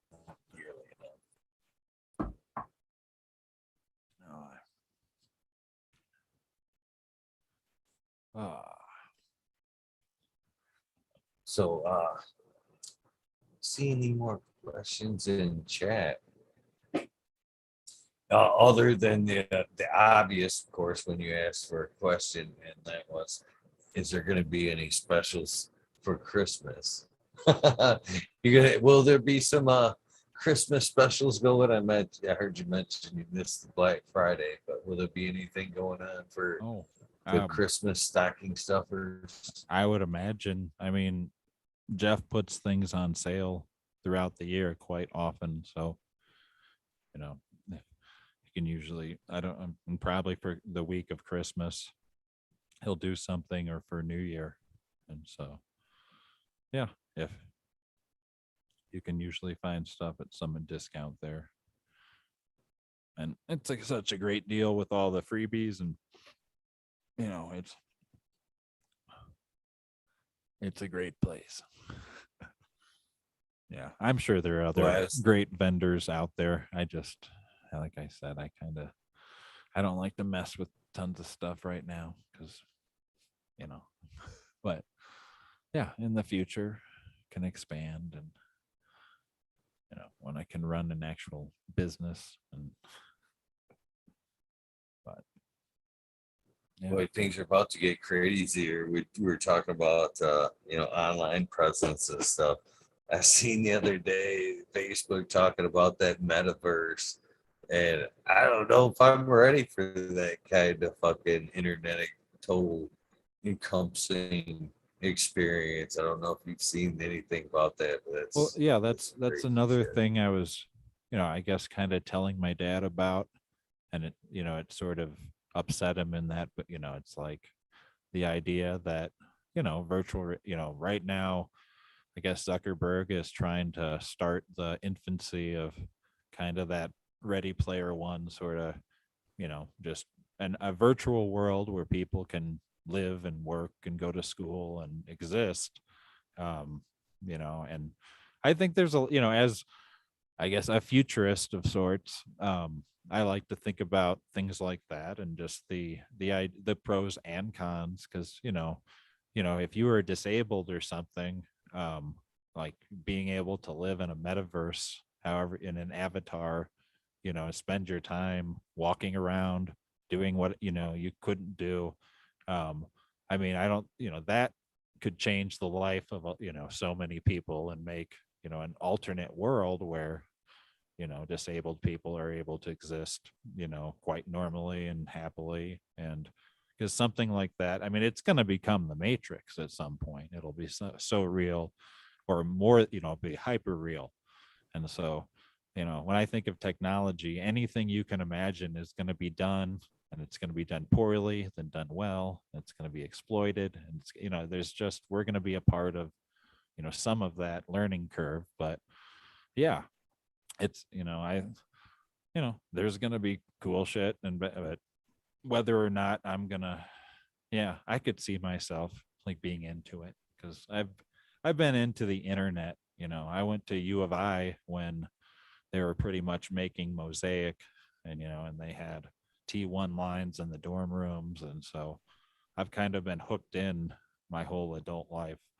And so yeah, I don't think that would change if they expanded that to a place where you could get outside yourself and experience different things. And I mean, the porn's going to be amazing, so that'll be, so yeah, it'll be but you can't stop it, so you might as well just try to do it as ethically as possible. But that's, I guess, how I So feel I about never them. really, I never really thought about it until we were talking, but what initially brought the subject up was a couple weeks ago. Ep531 brought it up and was talking about it enough to the point where when I did see Facebook's ad or movie, it was fucking an hour long on the metaverse. I did sit down and watch it, and I was like kind of blown away on it, because he was talking about necessarily the NFT part of it, to where you can right now be designing products to take into the metaverse Yeah. and sell. Basically things you look around, and he's like, I'm gonna start jumping in on that earlier and trying to make some money. And after seeing that, I could see how you could make some money. But the stoner in me, as we were just talking about the metaverse, and this is my advice to you, because people are going to want to grow weed in the metaverse. Uh, I would think right now would be the time to digitalize your seeds and your strain too, so you could sell that as in the metaverse. I mean, if people are going to pay for coordinating things, why not hold your intellectual property in the metaverse too? Why can't your strains carry over to the VR part of things? Well, I mean, Why I not? guess they could in name, but I don't know, that whole um yeah, it's, I don't know, that whole NFT thing where we're just burning, we haven't figured out how to produce energy without destroying the planet yet. We're finding out how to use energy in insane ways, essentially to create artificial like, I mean, it's just, yeah, we're burning coal, and oil, to create that economy. And so it's sort of, that's why it's hard for me to kind of get fully on board with crypto and NFTs and stuff, is because we haven't advanced enough to do them in a way that is, more friendly to the environment. Because they're just, I mean, they're starting up old electric plants, in places just to, farm crypto or run these things. And so it's, I don't know, that's kind of a step backwards. And I want, yeah, it's, that stuff is all cool. But I kind of want us to figure out before we become living in an electric world, we need to produce that electricity in a better manner. And so it's just, that's the evolution I want to see, before we worry about making money in such an inefficient manner. But I guess I'm a hippie in that respect.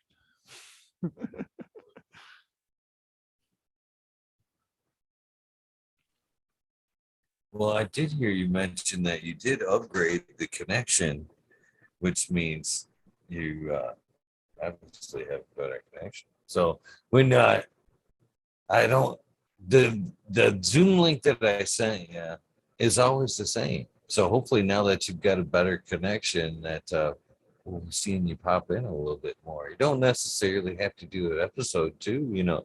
You're more than welcome to always pop into. I've changed the name a few times, but now it is the Weed Nerd World. But anytime you see that, Monday nights is always, tomorrow nights the Weed Nerd World. You can always come hang out anytime. No questions cool. asked, and smoke down, talk cannabis. So hopefully now that you got a better connection, we'll see a little bit more of it. Yeah, that would be cool. No, it's nice being freed from that satellite.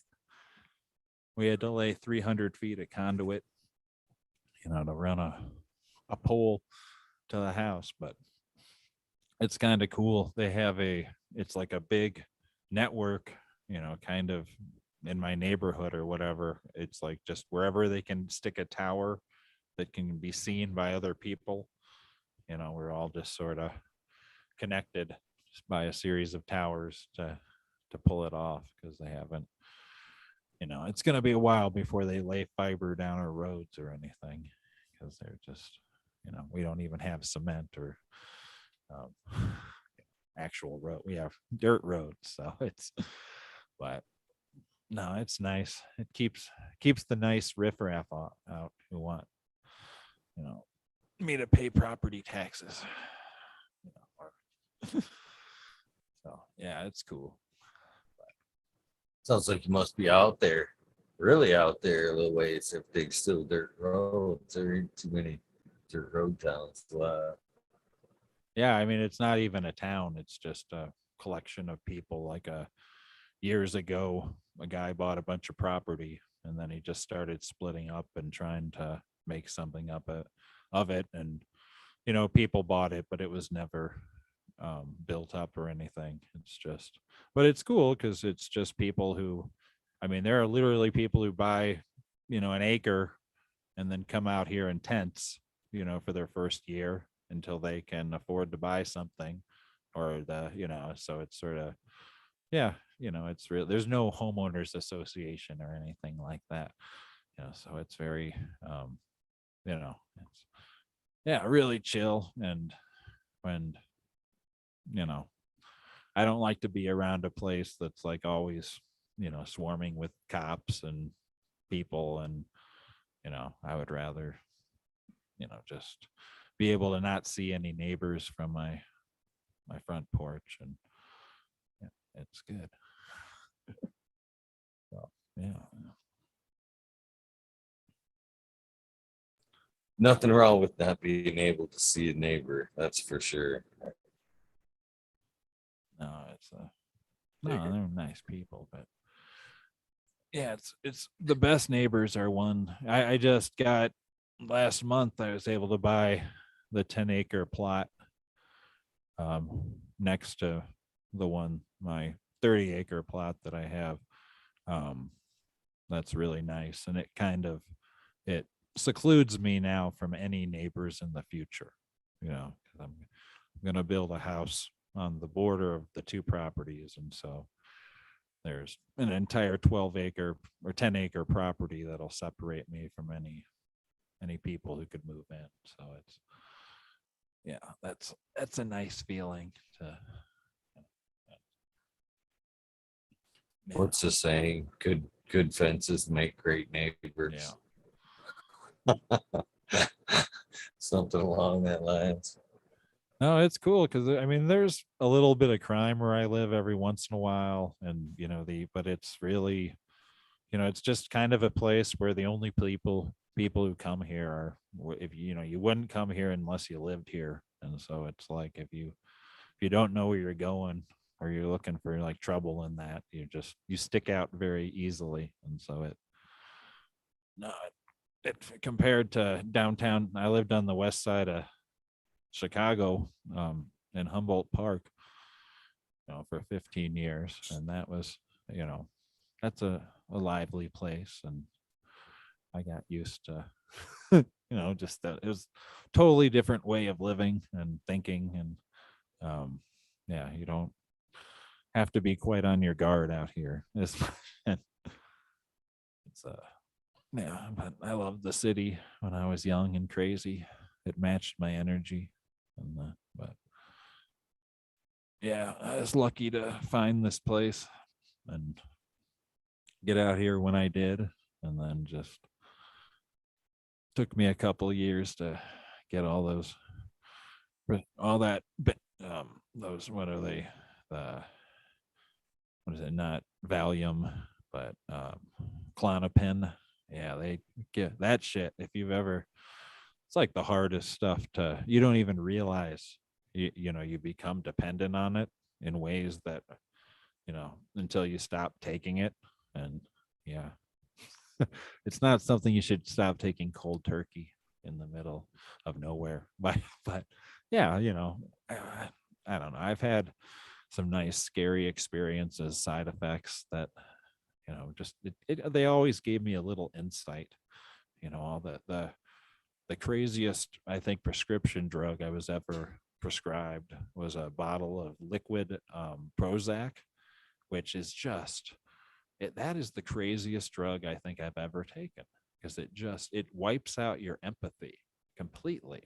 It makes you completely self-centered and like, yeah, I tried it one time and I couldn't believe how mind altering it was and how dangerous it would be like with the wrong person taking it. I mean, it's like there's no type of cannabis that a crazy person could smoke that could make them do with that liquid Prozac, could totally allow even a sane person, because it just sort of, you just sort of whatever you want it, or I don't know, maybe it's just because I'm crazy that's what it brought out in me. But yeah, that was one of the most dangerous, horrifying things I've ever, but yeah, I felt like kind of a guinea pig with psychiatrists and that in my younger days, and it was like, no,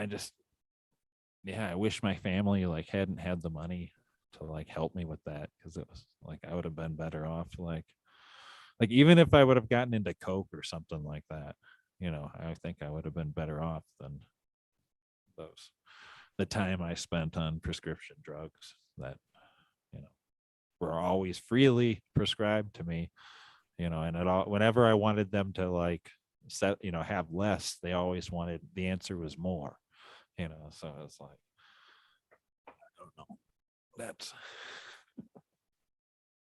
a bad Man, play, hearing you speak of that liquid Prozac makes me thankful for the bullet I dodged there.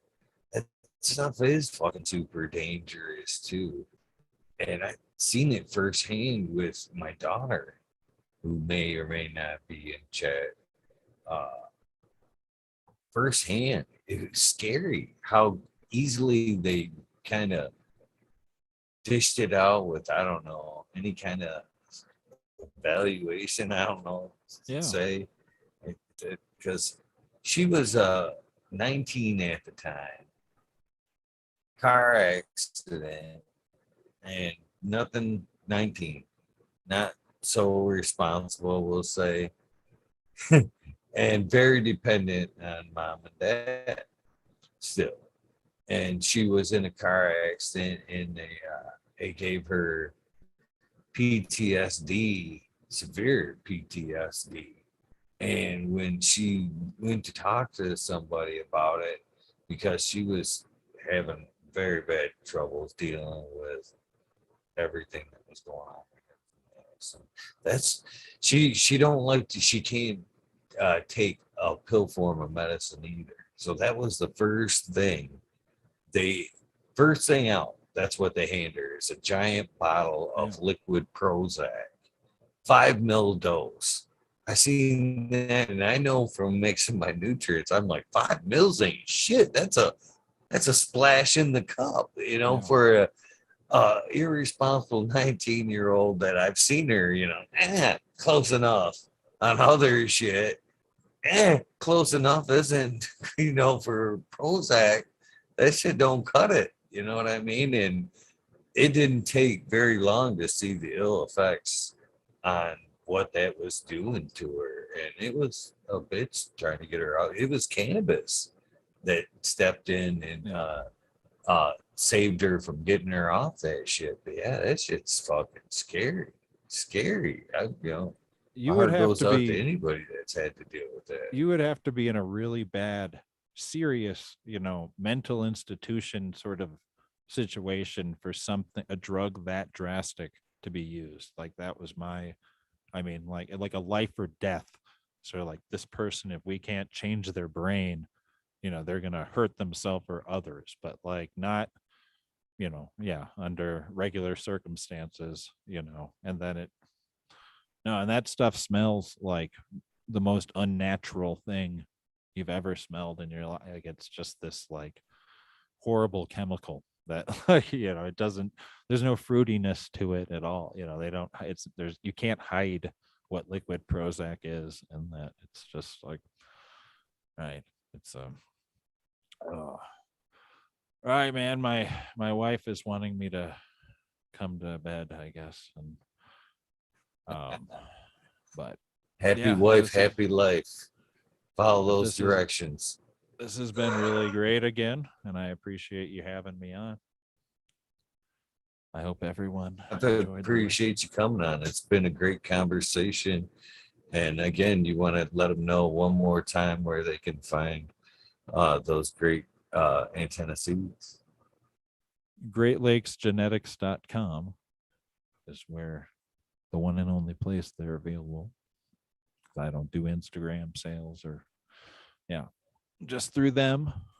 They'll get them to you. And so, and then you can follow me on Instagram, Antenna Seeds.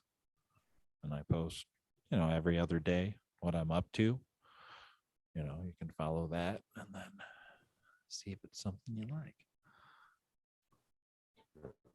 Thank you very much. Well, sir.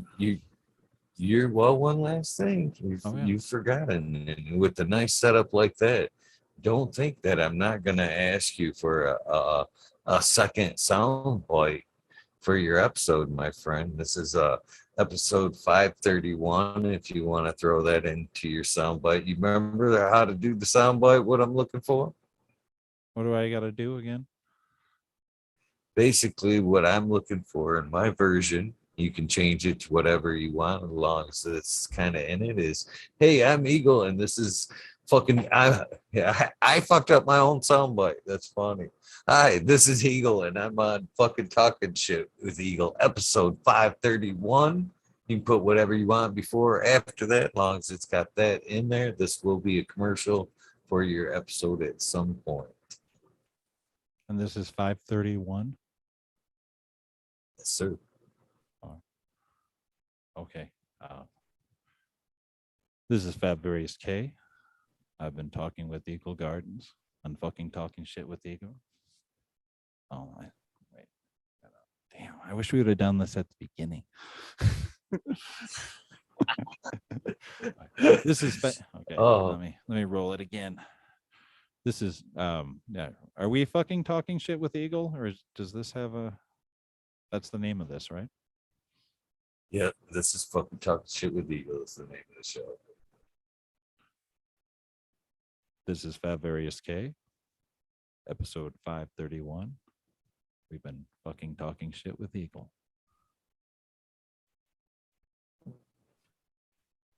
Thank you, my friend. I greatly appreciate your time. and your breeding efforts. Don't forget that anytime that you do see a Weed Nerd World in the title, you are more than welcome to join in, smoke down, talk cannabis, do whatever you want to do in Weed Nerd World. Hopefully we see you again very soon, my friend. If not, have a Merry Christmas, and hopefully we see you again before then. But again, thank you, my friend. Thank you, sir. Good night. Have a great night. Thank you guys for tuning in. I know you guys have enjoyed this episode. I've seen you guys repeatedly say that in chat. Thank you guys for your time. Too close to 420 tonight, so I'm going to pass on Weed Nerd World. Tomorrow is Monday. It is a guaranteed Weed Nerd World. With that being said, thank you for your time. Shout outs to all you guys that are watching this. I greatly appreciate your time, your efforts in supporting me, the show. We can call it the show. Moreover, the community. I greatly appreciate you more than you ever will know. With that being said, thank you again one more time for watching. I will see you tonight, 2 a.m. Eastern Standard Time with Weed Nerd World. With that being said, don't forget to do something nice for somebody. Random acts of kindness do save lives. Love you.